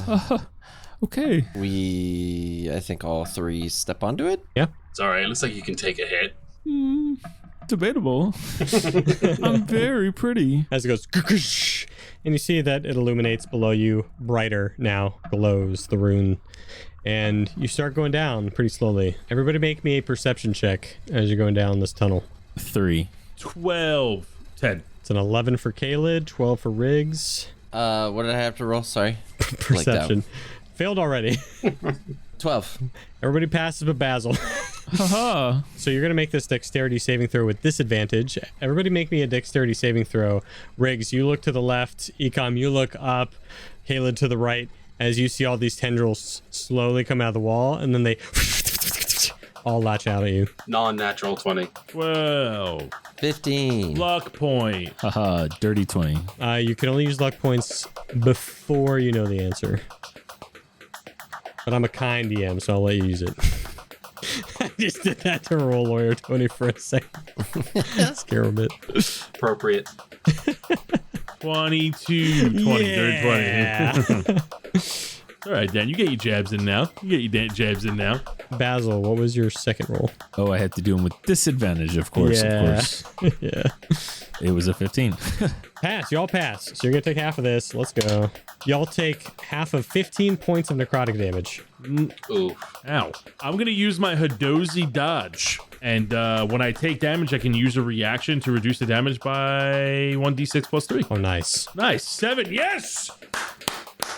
No damage. Question for Tony. Yo. Oh, what is Riggs wearing? He has like your standard leather, studded leather armor, and he has like a really like big scarf on. His feet are bare and his hands are bare because he uses his feet as hands because he's a monkey. Interesting. He used to be a human. I used to be a human, yeah. Good to know. Good to know. Are these like claw attacks or are these like... It's like a Lowy. Pretty much, actually. Just dark, and you can barely see them as it does block out a lot of the light from above and from your torch. Everybody make me attack rolls as you're going down, and you start to feel the platform speed up Attack rolls. Whoa. Okay. as you're fending these off. I got an 11. 19. Oh, let's see. We're going to go with the... That one. Caleb pulled his trident off his back and used that to start swinging. Do we need to roll damage or just attacks? Roll your damage, yeah. Roll your damage. Okay. Except for Riggs, because you missed. Let's see. Riggs, you almost hit me. Look out. I got a 5. Yeah, almost. Oh, that was really close. Oh, shit, I missed. 12 damage. Calied, what'd you get with your damage? That is More than enough. 10 right now. Yeah, as this platform begins to speed up, we're going to do this one more time as we go down. And you see that the swarm begins to get bigger as they're attacking you, but you, with your attack rolls, fend off 4 points of damage, except for Riggs. You are going to take that 4 points of necrotic damage. I'm really determined to do a no-hit run, so I'm going to use my another Hadozi dodge to Nice. try to mitigate the damage. Done, yeah. 1d6 plus 3. Oh, that's, I mean, So, that's an automatic. that's already done, yeah, automatic. Dodge. This begins to speed up even faster. You feel that the stability is getting worse and worse, and you see that the darkness is getting darker and darker as all of these tendrils surround even farther. Everybody make me more attack rolls. 17. 17. Ooh, also 17. 13. Nat 20. Yeah, everybody hits. And 10 again. And do the crit damage as well. 6 points damage. 4 points. You're automatically negating all this damage. How this works is the amount of damage you do is negating the incoming damage. Okay. Calied, Yeah. 14 minus 10, you're taking 4 points of necrotic damage. Eekhom, 0. All right. Riggs, you are taking 10. Basil, you are taking 8. How do I get out of this without taking damage? Like, really? And Basil, the human shield. No, please. Basil's way too concerned with his own tendrils to worry about anybody else's. man, I don't have anything. Okay. You just taking the 10? Or are you doing your last Hidozi dodge, or do you only have 2 Hidozi dodges? I have a third. Yeah, I'll use my third one, but it won't be. It's 5 points of damage. Yep. Yeah, so you only take 5 points of necrotic damage. No, my perfect no hit run. Yeah. Reset. We got to start from over. We got to start over. Right. I scum saved. Time out. As this zooms to the bottom, all of a sudden, this platform slams into the ground. Everybody make me I guess it's your choice, an athletics check or an acrobatics check as this slams into the ground. Oh, I'm so glad I finally get advantage with my cat hands. I got a nat 1. Yeah, you just go prone. Ow. So as you hit the ground, no more tendrils around you. Mr. DM, I can glide. Can I glide? Mm, you would have had to Yeah, I would have had know to you're hitting the ground. Well, I want to make it work, but I don't think so. You said acrobatics or athletics? Or athletics. Dirty 20. Nice. I got a 19. 10. Yeah, Basil and Calied are gonna go prone, Oh, man. and I'm gonna put some fight music on real quick. Why would we need fight music? It's not over. While we're doing that, never mind. Would you say we have a minute of downtime? No, you have no downtime. I'm Fuck. just getting myself ready with some epic music. I know. I just want to use it to change my appearance to look like Tony. That's just all I want. You know what? Free action. You could have done that as you were falling. Nice, cool. I'm using malleable visage, and I can use 1 minute of time if I only change my appearance, and I'm just changing it to look exactly like Riggs. You all fall down, and you see one Riggs standing up tall and one Riggs prone on the ground. And Calied, as you get knocked prone on the ground, head ringing, eyes shaking, you recognize someone in the distance. Saragash, a paladin that you know, fighting against something grotesque. You see this giant bile bear, dripping with black tar, smells disgusting, leaving what looks like almost acidic drops with every step, pounding on the ground, shaking the cavern. When you look around, you see statues all around this place of a god you don't recognize. You see a frozen waterfall, and it's flowing into what was a pond that is now frozen over. Everything around the edges are frozen solid. And you're going to roll me initiative as you just try to figure out what's going on. Okay. 14. Basil got a 9. 20. I got a nat 20. Nat 20. 15. Oh, the bile bear did really well, but it does not beat a nat 20. Calied, as you get up off the ground using half of your movement, because what else are you going to do? You look around the room and you see Saru, a fighter you know. Saru Gash, a paladin, but you don't see your loved one. You do see this giant bear creeping around. He's gonna call out to both Sargash and Saru, like, it's good to see you. Sorry it's in this situation. As he's getting up to run over there to give them a hand. Is there anything messing with Saru? You look over at Saru as you're running, and you see that Saru is frozen solid. He'll kind of like wince at that and grit his teeth and turn to the bear. Yeah, butt on the ground, hand up like it was blocking something. He's gonna take 20 to move up to Sargash. Calied, it's good to see you. We need to do something quick. I've been fighting. I've been trying. She's in there. In the bear? And that's all you get as you need to make your action. What are you doing? He is going to swing with those 2 hatchets again. Yeah, swing away. Roll to hit. All right, first one. We got a 17. Second one, 10. Did you rage before you did this? I did not. I don't know if you wanted to. I'm just asking. Yeah, he's gonna rage. You got a lot of rages left. Or you can use your bonus action to attack that 3rd time as well. So you can pick either one. Yeah, it's your choice. I think he will use his bonus action to get that 3rd attack and swing that axe again. Cool. Do those 2 attacks first then. A 17 and a 10. The 10 is going to miss. And you, with a focused rage, not quite fully raging yet, run forward with all your force and you slash with all your might and you peel through one of its thighs and off to the other side with so much force. But as you cut through with butter, you see all the tendrils form back in on itself and you feel like nothing happened. You look down at your axes and there's not even bile on the axes. And your axes feel cold to the touch. And you hear in your head, Calied, believe. Call for me. Calied, please. and this voice, you feel like it's coming from the statue to the north and the south, ringing out echoes all around you. You're not sure what is happening, but you know that it must be this god speaking to you. Could I roll to get an idea whether or not I should trust his voice in my head or not? 100%. Yeah. Give me a bonus action religious check. Religion is With advantage now that you made it down here. not my strong suit, but thank you for the advantage. Definitely gonna need it. That's a 2. Let's try that again. That's funny. The guy who hits things shouldn't be doing religion checks, but it works a little bit. 14. 14. So with a 14, you realize that nothing happened with your axes, and you look around and you see all these wells with what looks like logs and runes on the top of these wells, like they're fire pits, but they're not ablaze. And you look over to the waterfall and you feel the waterfall calling to you. Think about that. We'll get that on your next turn. We move to the Bile Bear's turn. Everything I tried, nothing, bang! Pfft, gets hit all the way to the side into one of these wells. Down. You see Sargash goes down. He calls out, Stargash! No response. The bear used its turn to attack once and then is going to use another attack on you. That is a 9 to miss with a natural 1 because it had to turn around and it did have enough tendrils still reforming that it goes off balance before trying to hit you as it stares with these glowing red eyes at you. You see on Saragash's turn, he's trying to breathe and get himself together as I'm going to be rolling his death saves on the side. Eekhom, what are you doing? Eekhom has an idea. He's going to go to Sargash. If I use a key point, then does that take my... Yeah, key point will be a bonus action depending on what you do. Yes, so I'm going to use a key point. I'm going to use Step of the Wind, which allows me to do a dash action on my turn. I'm going to run over to Sargash, and I'm going to give him my potion of supreme healing. You can give me supreme healing?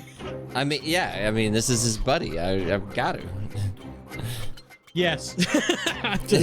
Sure. I mean, DM to player, I might suggest to just, stabilize him and save that maybe for one of you. Can we player to player advice?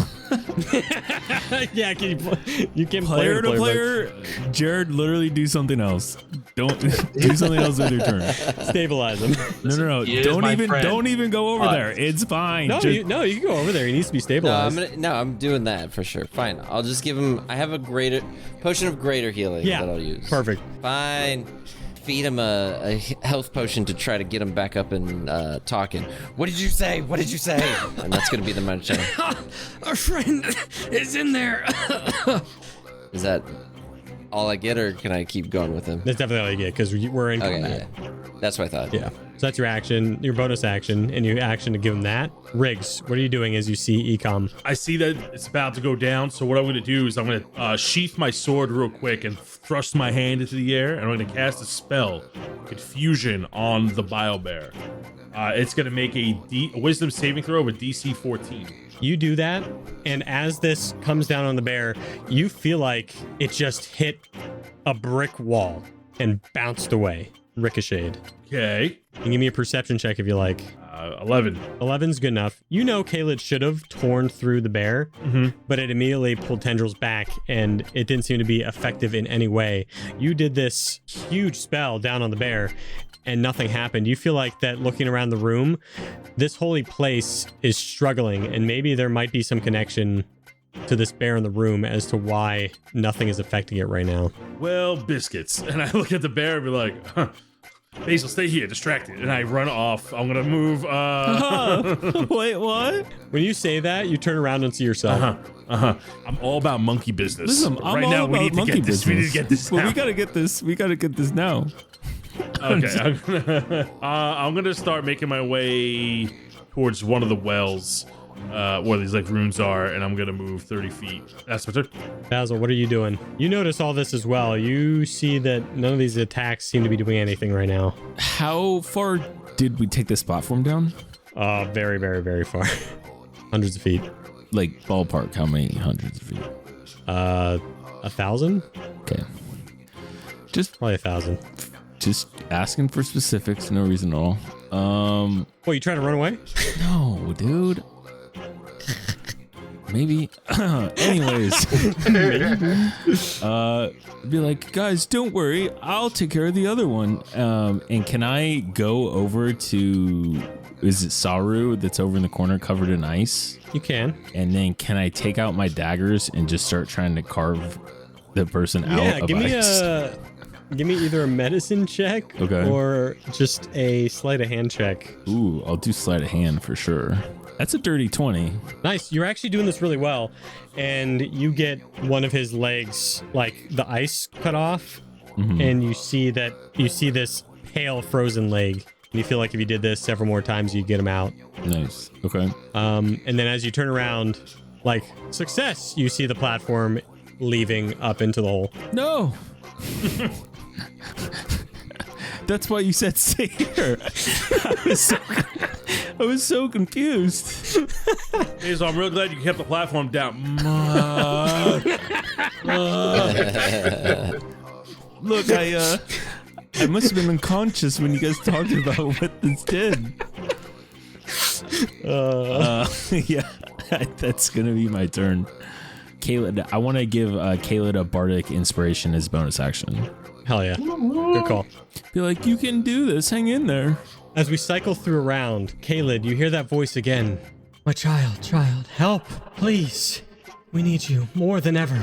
And you feel like you see a glint of something by the waterfall. He'll like talk to himself or in his head, like, all right, what do you need me to do? To me, child. He's gonna go ahead and go into a rage, and he's gonna go with the eagle's rage, and he's gonna use that to go ahead and disengage. Yeah. So he can get away from this and head towards the water. That's sick. That's so cool. Yeah, so you disengage with that rage. Can I use the bonus action still to do the dash as well? I can do both if I use the bonus action. How much is your speed? 40.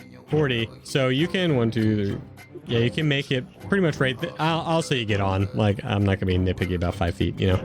All right. Yeah, you can make it to the platform there, and you feel a god calling to you. And you feel like you might need to spend some time here connecting with the god to get some of the magic back into this place. Like, there hasn't been someone here to connect with them in a long time. Then his trident goes in front of him, and he sticks it right down in front, and he's using that rage to, like, focus in. And he's like, all right, tell me what I need. Tell me what I need. And you are going to start doing that throughout your turns. You get to do one now. You're going to make me a religion check. Do that first. Fail. You fail immediately, but continue trying to connect as you feel the voice starting to come closer. How this is going to work is the DC is going to stay the same. If any of you decide to shout out to DJ Calied, to Calied, if you decide to shout out to Calied as a bonus action, that will give him another +2 on his check. Could I use that bardic to jump this up, or would it not matter? I would suggest it next time. Okay. DM to player. But you definitely can do that. Yeah, you can use a bardic. As it goes to the bear's turn, the bear seems really upset by this and is going to use a dash action to go over to Calied as it skips its turn and goes to Eekhom. All right, I'm talking to Sargash. What do I need to know? The thing, the bile, the shit. It took her, our friend. It's in the bear. I don't know what it's doing to her. Speaking of which, I need to start doing some stuff. Why are you rolling dice at a time like this? Just tell me what's wrong with the bear. Don't worry about that. Every time the bear takes its turn, Calied, you flinch and you feel like what your friend is taking damage like a host to a parasite. He's speaking to that, whatever god that is, like, whatever it takes to get her out alive, I'm in. Eekhom, what are you doing with your turn with that information? The thing that's next to me, do I notice anything that, the little fire pit, frozen fire pit thing? Do I notice anything with it? You notice that there's wood in there, like it could be lit, with these blue runes around the edges glowing dimly. You don't think you could do anything with it right now, the way it is. So Stargash is good. He just told me that she's in the bear. I'm gonna go deal with the bear. All right, you good? Yeah. Thumbs up. Good, Thumbs good. up. Okay, bye. I run towards the bear, and I'm just gonna try to hit it to get its. And you see Sargash gets up, breathes heavily, and then joins you in that attempt. Just roll me your attack rolls, and that'll determine how well this distracts the bear. Sargash is already helping a lot. 14 to hit. 15 to hit. Yeah, the two of you together get a good average, and you immediately get the bear's attention as it's really pissed and is going to turn around to you two. Eekhom, do you want to use your bonus action? Can I hit it? You're hitting it. It's not doing anything. I am hitting it. Okay, I'm gonna hold you to that. I'm gonna then use a key point, and I'm going to use dramatic effect, stunning strike. Sure. Why do you say it like that? Do it. Roll a Okay, hit. good. When you hit with a melee attack, you can use one key point and make the target stunned until the end of the turn if it fails a Constitution saving throw of a DC 14. So you roll to see. Doesn't have to roll. You do that, and your fist sinks into this abyssal thing, and you I got duped. pull it out. Riggs, you see Eekhom struggling. What are you doing? First, I'm going to use my action to throw my dagger using True Strike. Roll a hit. Wee-bee. That's a 13. I'm gonna luck. You don't need to do a hit. Oh, okay. I don't. That's gonna be 9 points of radiant damage as I throw a dagger as it shines with brilliant radiance. It does slightly something. It's not doing a lot, but it seems to be the only thing that's done anything right now to this bear. I use my bonus action to yell out to Calied, "Be the light in the darkness!" And then I'll use my movement to run over to one of these wells, investigate, like this well with a rune inside of it. But I told you to stay on the platform. Well, it's gone now. You go over to this well, and as you look in, you almost feel like you're starting to hear voices as we go to Basil. What are you doing? I look back, so the platform's completely gone. Yeah, it's gone. Fine now. Damn, Riggs doesn't listen. What I would like to do is I am going to cast a 3rd level aid. Nice. So I can choose up to 3 characters within range. Each target's HP or hit point maximum and current hit points increase by 10. So I'm going to choose Calied, Eekhom, and Saragash. And then I am also going to bonus action to Calied and be like, "Be the light in the darkness." Be like, I said that first. And then I think that's gonna be my run away turn. No. I wish. I had so much more stuff I could cast to just take care of myself, but I'm not going to. Yeah, that's gonna be my turn. Calied, at the top of this round, you feel that voice calling out to you again. You can take your action to focus on that voice, meditate, pray. He's gonna do that. You have a +6. He's focusing in hard on that one. It's 12. Not gonna do it.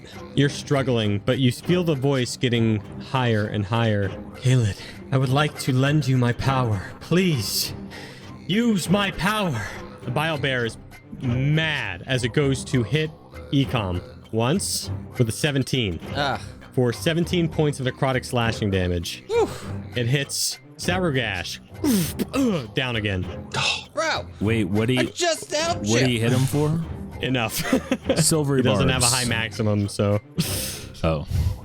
that you guys are giving like this small boy a bunch of stuff. He Not gonna Never need. mind. Sorry. And on his turn, he makes a death saving throw. Oh, that was not a good face. I saw I that. should not have made a face. Yeah, I know, yeah. No poker. As it moves to Eekhom's turn, Okay, so I can't hit it. but right now you're doing a good. Right now its eyes are on you. I'm gonna try something. It may not work, but hitting it's not gonna do anything better anyways. As an action, it's called Hour of the Reaping. Oh, yes. As an action, each creature in 30 feet of you must make a wisdom saving throw of a DC 14 or be frightened until the end of the turn. So I'm gonna do that. Give me a roll. It blinks at you.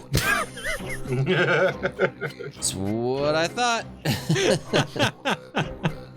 I'm like, I just shrug my shoulders as I sit there waiting for the next attack. As you call out to Calied again. Calied, help! You got this. I mean, I believe in you. You're doing well. Riggs, you see like the platform glowing around Calied, like he's almost figured this out. And nothing in the well. Not yet. Okay, I'm gonna go ahead and use the dash action and get to Sargush, and I'm going to, and then bonus action. Call out to your boy. Yeah, I'm gonna be like, hey, your boy Sargash is not feeling too hot. You might want to pick up the pace, yeah? You feel the heartbeats of all your friends around you, Calied, as Basil takes his turn. Basil would like to use an action. I'm going to yell out to Saragash. I'm going to say, hey, you, please stop getting hit by the bear. And I'm going to cast Healing Word to bring him up. Nice. Okay, he's up. I like it. That's good. He's 11 HP. Nice. This is a first level healing word. And then, so that was a bonus action. And I'd like to take an action to continue to try to dig this other person out. Yeah, give me that check again. Oof. I'm trying to think if I can do anything about this. I don't think I can. It's not great, but you've probably gotten up to his waist now. Yeah. And his legs jiggle and then he kind of slumps over because his legs are now not. Yeah. Please stand still. These are very sharp cards, or I mean daggers. I don't know what I'm using right now. It's fine. As he kind of shifts to the side. Flailing. Yeah. That's going to be my turn. Calied, All right, know what to do. you have a plus 12. Damn, he's digging in. Is that a 0? That's rough. This sucks. Eekhom is gonna run over there and be like, "Get out of the way." There's some dial up in the way. I couldn't get. I caught the static. I'll let you use your bonus action as well to do the check one more time. Okay, let's do this. Come on, give me something nice. Okay, so that's 7 plus. Plus 14 now. Yep. 21. Eekhom, Basil, Riggs, you see this glowing of the platform and a shine of light bursts into the room as all of the ice shatters and the waterfall begins flowing once more into this bright pool of magical liquid. Calied, when the light goes away, you hear one more time, "Thank you for believing in Eldath." And when you all look back at Calied, he is a giant spectral bear, the same size as the Bile bear. Right. Yes. How that's going to work is we're not going to roll bear stuff. We're just going to say all of your damage, roll the damage dice twice. Got it. As this happens, the Bile bear freaks out, loses half of its health, and begins to panic and freak out. And as it's doing that, you see all the tendrils peeling apart. And for a second, you see Andri start screaming as she pops out and then gets engulfed again, Calied. And as that happens, you notice that she's been taking damage between rounds, takes more damage. And you feel like if you wanted to, you could use your bonus actions on your next turn, to pull that damage to you and let it seep your health out instead. Okay. Think about it. Oh yeah. As bear roars, and it does lose its action because of what you did, and you see all the blue flames in all these wells, poof, poof, poof, poof, poof, or like pedestals, glow. Basil, you look to your right, and you're like, ooh, it feels warm, it feels good. That's some good magic that maybe you could cover your weapon with. Mm-hmm. You don't have to. But as this glowing light enters the room, Eekhom, what are you doing to this Bile bear? utterly destroying it, I feel like, or at least attempting. It's gonna get some spear attacks. A dirty 20. It goes through, but you don't feel like it's doing anything still, as you see Basil eyeing the flames. Yeah, use the flames. Haha. Well, I'm gonna hit it again because I already started and I get Wow, two. this guy doesn't listen. What's with this guy? So it's gonna be 14 and 14 attacks, and then he's going to then. If you wanted to, you could use a key point to disengage, roll over to the fire, and use your movement to put it in. All you guys gotta do is use your movement. That's what I'm doing. I'm getting there.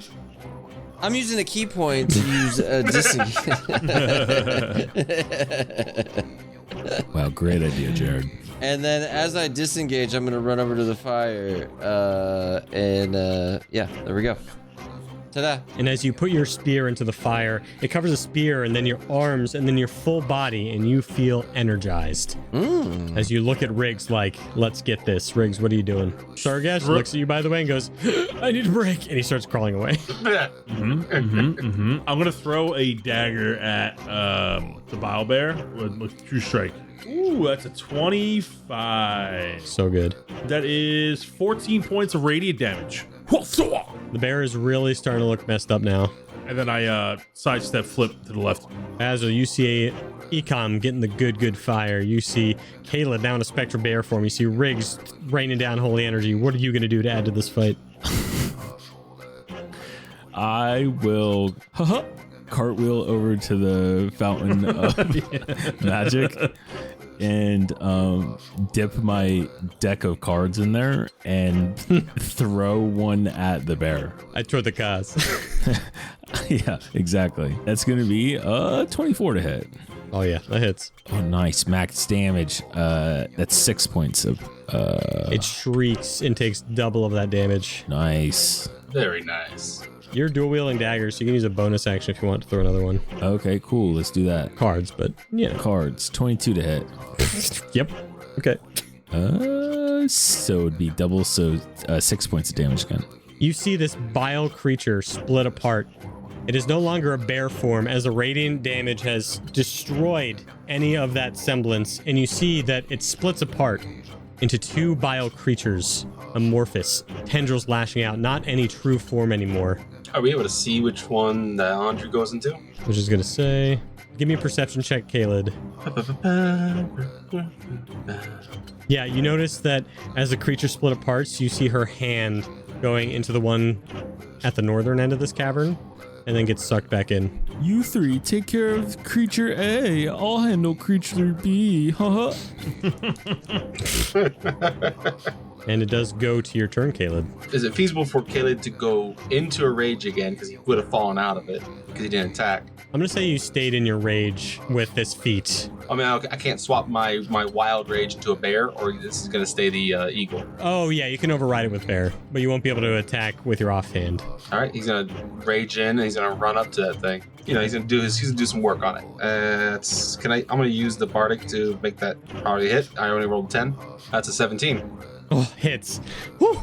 And then we're gonna go ahead and swing on it. That'd be 13. And he's like pulling at it and trying to rip it apart. And he's roaring at it, but it's also like overlapped with the bear sound. And he's gonna go ahead and do it again. Hit him again. Nah, that's only a 9. Miss. As this one misses, as the tendrils see the next one coming and go out of the way. You see that this one is immediately going to make 2 attacks at you. The first one is a 9 to miss. Second one's a 22, as you take 23 points of bludgeoning damage, halved. Silvery barbs. Silvery barbs.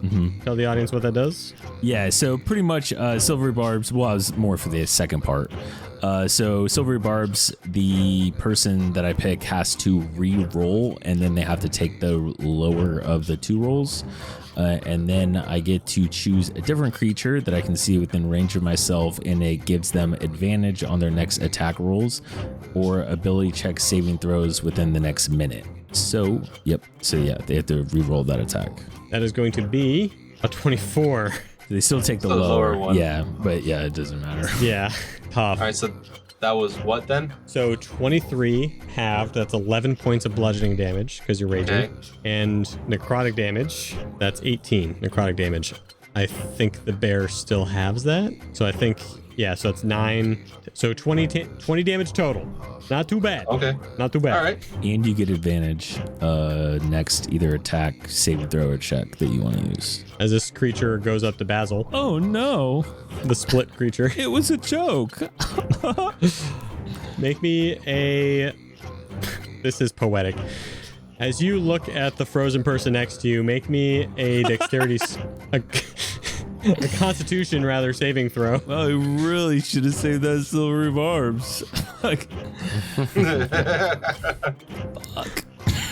As you take 43 points of cold damage. 43? Yeah. Bro, I'm fucking dead. Are you down? No, I'm dead, dude. You're not dead. Yeah, because what is it? Wait, how do you auto die again? What's your max? 41. Double your. Oh, you're double. good. Yeah, you're not. You're okay. down. Yeah, You're not double, it's dead. double. Dead. Yeah. You're just out cold. You're as cold as the guy who's frozen next to you. Yeah. Yeah, seriously. You see Basil Basil. get frozen. Make me another Constitution. No, your Constitution save failed because it also says paralyzing breath. So on your first failure, the target is incapacitated. So you're like the need to get thawed out version, not full icicle yet. But I'm next to that fire, right? Yeah, we'll see how that goes. Eekhom, what are you doing as you see this cold breath just fly out? Yeah, I think I'm just gonna go up to the closest one, start hitting it with everything I got. Yeah. Now that I got the special flame going. Spear attack. Oh, before you do that, someone is taking 4 points of damage. Don't worry about it. I Someone got you a can't 16 and an 11. see. Both hit? Oh no, 11 misses, sorry. 14 points of damage. And then I'm gonna use my key point, my last one, and do Fury of Blows. Fury of Blows! It's a 21 and 24. Yeah, both hit. 8 points of damage and 11 points of damage. You see that this thing is dwindling and getting smaller and smaller. And you can almost see the form of your friend, Calied. Riggs, what are you doing? I'm gonna run up. I'm gonna attack him. Bile creature B with True Strike again. Yep. With the radiant damage with my short sword. Nice. It's 24 to hit. Very And that's nice. gonna be 7 points of radiant damage. It's now taking it in full. He is now vexed. I'm gonna be like, you see that big? Oh, he's dead. And I'm gonna end my turn. Basil, And that's how it's done. Oh. roll me a death saving throw, please. A 12. All right, that's a success. Calied the bear. He's attacking. He's gonna do 2 more attacks. It's the unarmed strikes he's doing on this thing. Miss with a 12. These ones are more shifty. There we go. How about an 18? And then he's gonna, bonus action to pull that any damage that happens to her. Ah, okay. Roll your damage first. Okay, that right there is gonna be 6. Wait, no, actually, I forgot. I actually have to roll the D8. So that's actually, it's only gonna be 5. Unfortunately, I lost the 1 on that one. And then that's gonna be Bro. 8. As your spectral claws, these holy claws, tear through this bile-like creature, you see your friend drop to the ground, and almost in slow-mo, you see all this necrotic tendril stuff hits the floor, bubbles, and then covers her again and shifts her over into the next one, combining, I've seen this before. making it a tiny bit bigger. Do I have any movement? Or is that done? You can move. Oh, he's gonna run right. He's running right up to it. It did have to roll for that. It did not get that for free. Help Basil, you reach up towards me, your Calied. best friend. Calied, please. Calied, I love you, please. You can take your next attack if you like. He will. Oh, you took 2 already. Oh, yeah, I did. Yeah, you're right. You did a bonus action, so now you just moved. Yeah. All right, end of your turn. What damage am I taking? Yep.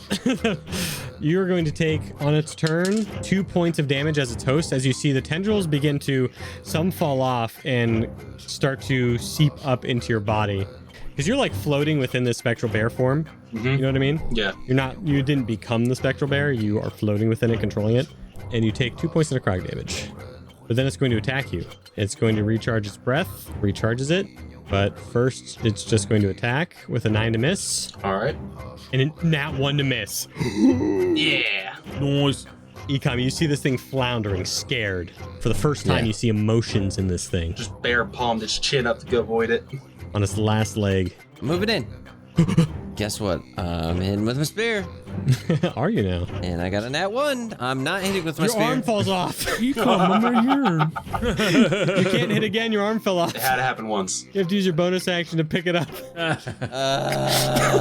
Damn you. Keep it together, Eekhom. I tried to shake my fist, but it's the arm that fell It's off. on the ground. Yeah, just your elbow. I run up, comically go to do the most powerful swing ever, pull my arm out of its socket, literally, as it falls to the ground, flopping around.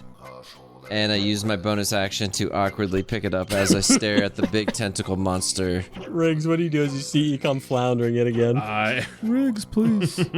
I'm gonna run up and attack it with my short sword. No.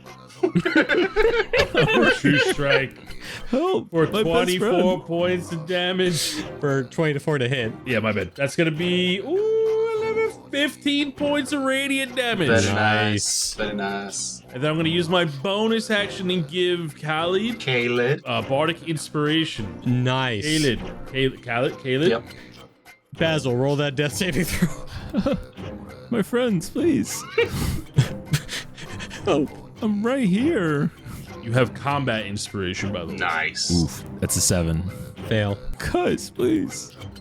He's fine. Caleb, what are you doing on your turn? Swinging on Big Ugly.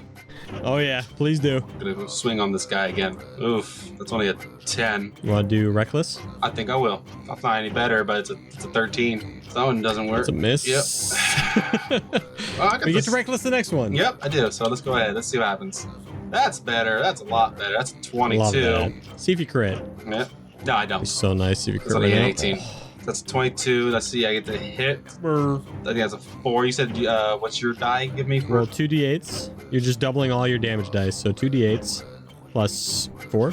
Yeah. This spectral bear is glorious. All right, so that was so that's 7, 3, 12. Okay.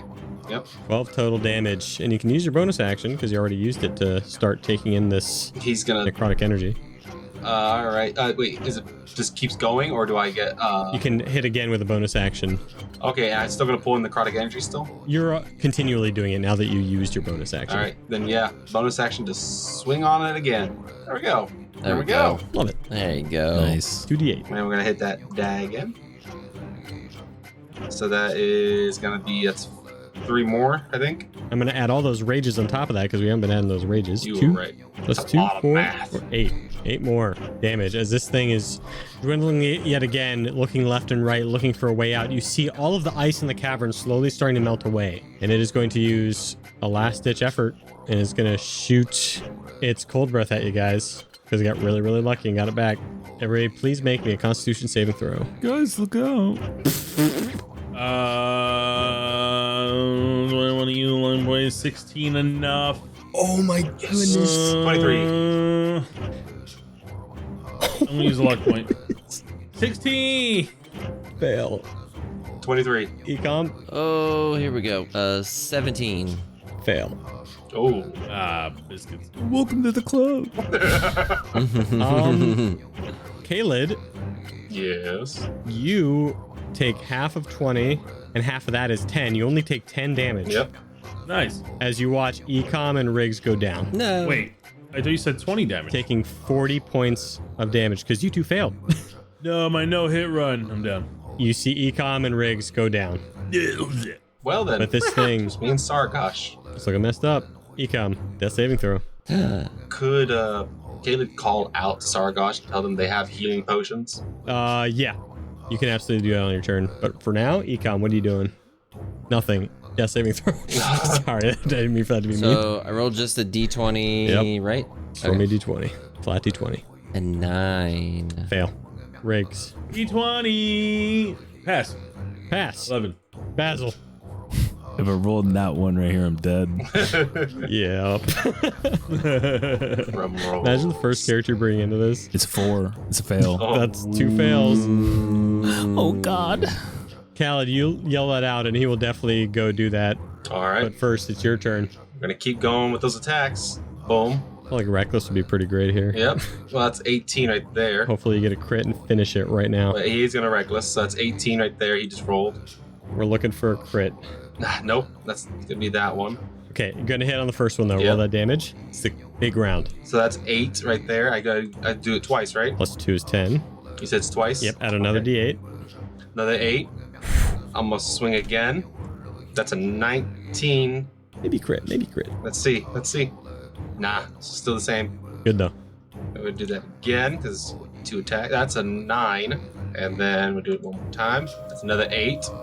Calied, how do you finish this bile creature? Oh, He's over there swinging on this thing over and over again, knocking it lower and lower and lower. It's roaring at him. He's roaring back at it. And he's reaching up. And he's come standing up, chest out, big old bear on the back, 2 legs. 2 arms come down. And he just roars, "Get off her!" As he swings his arms down and just rips it down the middle, flinging both halves to the side. You see it all splatter to the side. And you see, slowly, Looking like a Rorschach painting. this ice and snow begins to melt away as I change my music back to medieval lo-fi. Sargash comes over and pours a potion into Riggs' mouth. Technically, he's covered in ice, so. True. But the potion is magical, so it works. Knocks it off. With a bonus action into you and an action to Eekhom, Basil, you are going to have to make me one more death saving throw. Unless Calied wants to go over before seeing his girlfriend. I think Calied. Well, he's big enough to pick her up and run over there to him, right? Yep. Now he'll scoop her up, run over there, and give him assistance. oh wow! Everyone I care about is up. That's great. Basil, you're up. You would have died. Yeah, you would have. Nobody dies today. Oh, you're my best friend. Am I still radiant right now, or did that disappear? You went back into your normal form, but you are glowing. But as you hold Andre and Basil. Hey, what's up? What's your name? What happened? Calied, are we okay? We are. Are we going to be fine? You are good. Everything's fine. And she puts her hand up on your cheek. And as she does that, she sees that some of this necrotic energy is seeping away from her, but into your cheek, as you are still taking on this necrotic energy from the room. Riggs, Basil, Eekhom, you see that splatter on the walls slowly seeping off the walls and back towards Calied. I think he already had an idea of what was going on. Since he didn't have to do anything else to keep it going, it just kept happening. And he probably just say something along the lines of just like, power comes with a price. What price? No, this isn't a price. This isn't right. No, this can't be right. He'll put her down gently, and he'll start like taking off those hand bands he's got on. And you feel that call again towards the pond with the waterfall flowing into it. He'll look over to it, look back at her. He'll put the ribbons in her hand, and he'll tell her to just give them to the boy. No, don't go into the light. Don't do it. And he'll walk over to the pond. No, no. That's the opposite of what I said. As this water's raining down in the glow, you see the branches, the necrotic branches above, create a hole up into, the above. As light begins to flow down and fill the cavern, it sparkles off of the walls, the ice, and Basil's skin. And you see that the necrotic energy has flowed into the pond and into your body until it's creeping up into your neck. Everybody, as you're looking upon Calied, please give me a religion check. Except for me or including me? Including you. I got a 5. I'm using my last luck point. It was worse. I got a 12. 16. It's only a 8. The average is above a 10 for everybody. So Calied, for the first time, you will be the first junior reformer to roll this roll normally, not with disadvantage. Please make me a Constitution saving throw as this necrotic energy seeps up into your Cast neck. Bardic Inspiration. So do I. but I did it first. Wow. Almost got to pass you, huh? All right. No, yeah, you get a Bardic Inspiration die to use on this from roll. Riggs. All right. From Basil. From Riggs. All right. Basil, do you want to be evens or odds? I want to be evens. 22 plus the bardic. Yeah. What's your bardic? D8. D8. It's a D8. Yeah. I said it first. That's 2. That's a so what's that come out to be? 24. Yeah. That's a 24. I'll say you can re-roll the bardic because you got 2, but you can't combine them. All right, 1d8. Here we go. But I will let you re-roll the bardic because they gave you 2. All right, I cast You a guys spell can't do anything suggestion and else. say live. Damn it. 5. Caled, you feel that call into the river, and you slam your fist down as to maintain and lock away this necrotic energy once more that used to be locked away. And as you pound down into the ice and the water, that splash sends you into another realm. You see Eldath, almost like a water nymph, looking at you. You're in this land of water. Calied, my champion, thank you. Your parents, they always believed in me, and they always gave you such bravery to push on. I wish they were here with us today. Do you say anything to her? Probably kind of like looks off, thinks about it, thinks about the people he managed to get out of there, knowing that his friends will be fine. I think I'm proud of myself. I find something I think can make up for all that rage. Well, rage well spent. The one outside, she loves you dearly. And I her. She hugs you, and you feel this warmth. Not many believe in me anymore. So please, let me bear this. Whoosh! And you are the first ever Hullbeck Humanitarian to survive! As you are flashed out, throwing up Bile into the water, you see it freezes back over into this black ice that you are now standing on, and you're coughing and coughing, but you're okay. And Andrew runs over, and she lays a huge wet one on you. No. I did it. I kept him alive. I think between all that and his breathing, trying to catch his breath, he's like, all right, let's not do that again, okay? Yeah, and let's get Saru and get out of here, okay? And you see Saragash has him over his shoulder in like ice form, slowly thawing out. And we will end this episode knowing that I rolled an even, and it was Basil's Haha. bardic die that saved him. Of course. Dang. It always is. Best part. Wow. Woo! Thank you so much. Bullshit. Bjorn, Christian.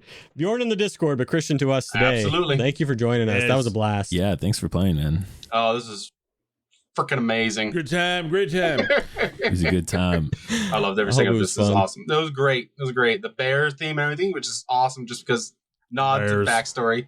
That's awesome. Love every bit of this. Bears. Had to, Oh, you yeah. know? Oh, yeah. I was going to do a different kind of thing. We'll talk about it in the after show. I was going to do something different, but you gave me all this backstory stuff and it just gave me this idea. And I was like, I love it. I changed it yesterday. I was like, oh, I'm big on the backstory stuff. I'll deep dive pages right. if I have to. When you give me enough, I know what to do. But we need to say goodbye. We'll see you guys in the after show, of course, Yes. in video form, which will be nice. But before we go, Christian, you have 30 seconds on the clock. Either shout yourself out, someone else out, whatever you want to talk about. 30 seconds is yours. All right. Well, Christian, Bjorn on the Discord on DND404. I just want to shout out to my girlfriend who's also on there underneath the name Wolfies. Hi. And say thank you to my family and my friends who have kind of encouraged me to do this and get out of my comfort zone. And Woo. Really? open for anything. Nice. I love that. That's awesome. Yo, that's Oh, yeah. awesome. It's a hard thing to do, Yeah. you know? Oh, yeah. And Alec, since you're finally joining us on the Hullbeck Humanitarians, what's your suggestion for the week? God, I was put on the spot. Besides Dutch Crunch. You know what? No, I'm gonna let Christian do it. I don't want to. I want Word. to take his wreck. I'm gonna let him Word. do it. Oh, man. That's a tough one. Now I'm on the spot and I'm drawing a full-on blank. I had clocked I know what you should suggest. You should suggest Renaissance fairs. How Oh, about that? God, yes. Honestly, yeah. Do them. Even if you're not like totally interested in them, you think, it's kind of like LARPing, right? No, it's a lot of fun. You got all kinds of people coming there, and everyone's really nice. Even when they're drunk as all get out, everyone's just a jolly, having a good time. Shows, fire dancing, the whole nine. It's just a fun experience. Dress up. It gets you more into it. This is our first ever activity, I think, pitched. Woo. Right. Absolutely. You gotta That's do cool. it. True. Yeah, I think it is too. And the meat's great. Everybody, thank you for joining us for a wonderful Hullbeck Humanitarians. We will reveal the mechanic that he finally surpassed in the after show. And Yeah. everybody, please give your best, your most wholehearted bardic goodbye. Goodbye. Goodbye. Rick sucks. Whoa. All right, everybody, welcome back to Drell's first annual Bodacious Bodatorium bodybuilding contest. Try to say that 5 times fast. And I will be going over the contestants. First, we have the Bloodshard Bandits. The Dread. You've officially become a silent icon in the posing practice room. That mirror routine you did yesterday, powerful, elegant, and terrifying. A couple new members actually left the gym because they thought you were a wraith that had materialized. Can't wait to see what you bring to the stage. You might not speak, but your flexes are loud. Brandy Woodburner. While everyone else is trying to get their micros right, you rolled in and asked if we wanted red, white, or sparkling. Brandy, you're not competing, but you're making sure the post-competition celebrations are legendary. And your deadlift and dry rosé tasting last night is already sold out. And the bench press brute you dropped off, surprisingly drinkable after a set of curls. Bless you and your blessed barrels. Craig Dawnbringer, there was a rumor going around that you weren't entering the competition, but I've noticed a sudden increase in protein shakes, mirror glances, and subtle lunges during conversation. Don't worry, I get it. I mean, I totally do the same thing. You're going for the surprise reveal strategy. Bold move. Just know I'm onto you. Julius Kendrick, still technically on probation, but somehow I found your name on the men's most theatrical entrance sign-up sheet. What do you know? Fine, you know what? You're in. If you want to descend from the ceiling on a rope swing, just test it this time, Julius. We're still recovering from the fog machine incident. Knock muck. Your cooking has fueled half the competitors in this gym and possibly made the other half weep tears of flavorful induced joy. That new high protein spice stew you've been testing is either a game changer or a mild hallucinogen. I'm not really sure yet. Regardless, you've earned the title Master of the Meal Prep and Muscle Growth. Just maybe tone down the heat next batch. We lost 3 lifters to spice-induced vision loss yesterday. Morgan Oldthill, while you haven't signed up, I've seen you and your fox familiar running synchronized hill sprints behind the gym. Either you're preparing for the comp or for some sort of woodland ambush scenario. Either way, I respect the hustle, and so does your fox, who for the record is now also maybe has better abs than half the gym. I'm just saying. Artemis, you're not competing, but you've taken it upon yourself to be the official intimidation coach for the competitors, whispering, "He skips leg day," to people mid-set for psychological warfare. And frankly, it's genius. Just don't say it to me ever again. And I mean ever. Gloric Nightbreaker, I saw you working on your posing transitions in the cardio room, shirtless, covered in glitter, and doing your finger guns between each flex. Is it regulation? Absolutely not. Is it unforgettable? Also yes. Keep it mildly illegal, and you've got a real shot. Next up is Sly. Everyone's counting reps, and you're counting exit routes.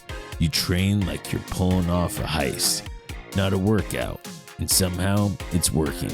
Your flex routines look like a distraction tactic, and honestly, it's kind of genius. Just don't swap the winner's medal for a decoy again, okay? We're still looking for the real one.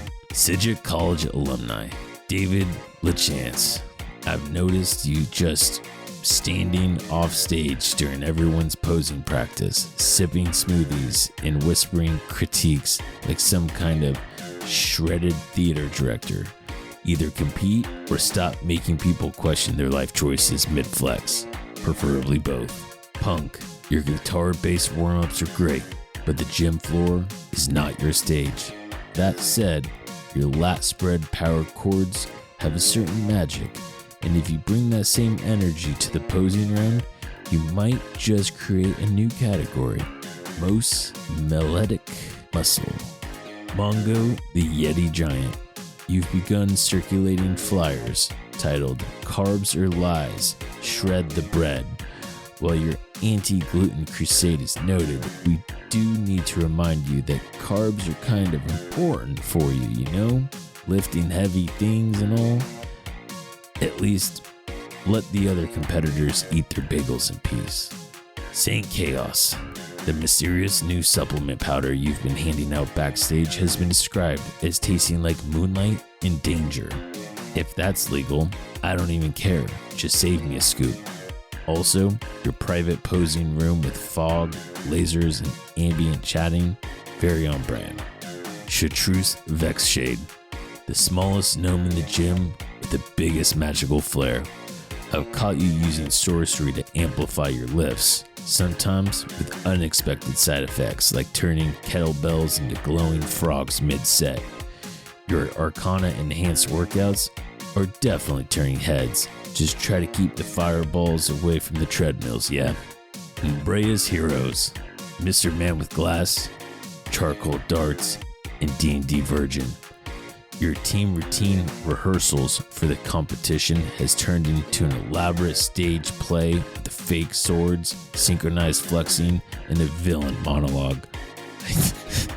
I don't know how this will score with the judges, but I already sold tickets. Bjorn, Annie, Master of Weapons, Toby Large, and John Carroll. You're still sneaking Miranor into the gym as your team nutritionist. You think I can't tell that's him under the sunglasses, the fake bicep suit? And if I see him backstage coaching again, we're going to be bumping that band to 1 year. Also, that's a nice fake mustache. Did he steal that from Minas? Johnny Tar, Avanox, Cypress, Daywind, and Nico. Team Pickleball has entered the group posing category under the title Flex and Paddle. The use of pickleball paddles as props, weirdly elegant.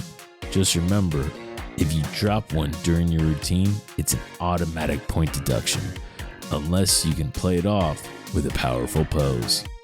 Drown, TID 2.0, and Tim, aka Hart.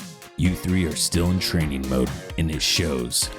I've seen the sweat, the grunting, and the chalk clouds, and 3-man mirror prep talks. Just remember, this is a gym. Don't go too hard, or I'll have to enter the comp last minute just to remind people who built this Temple of Glory.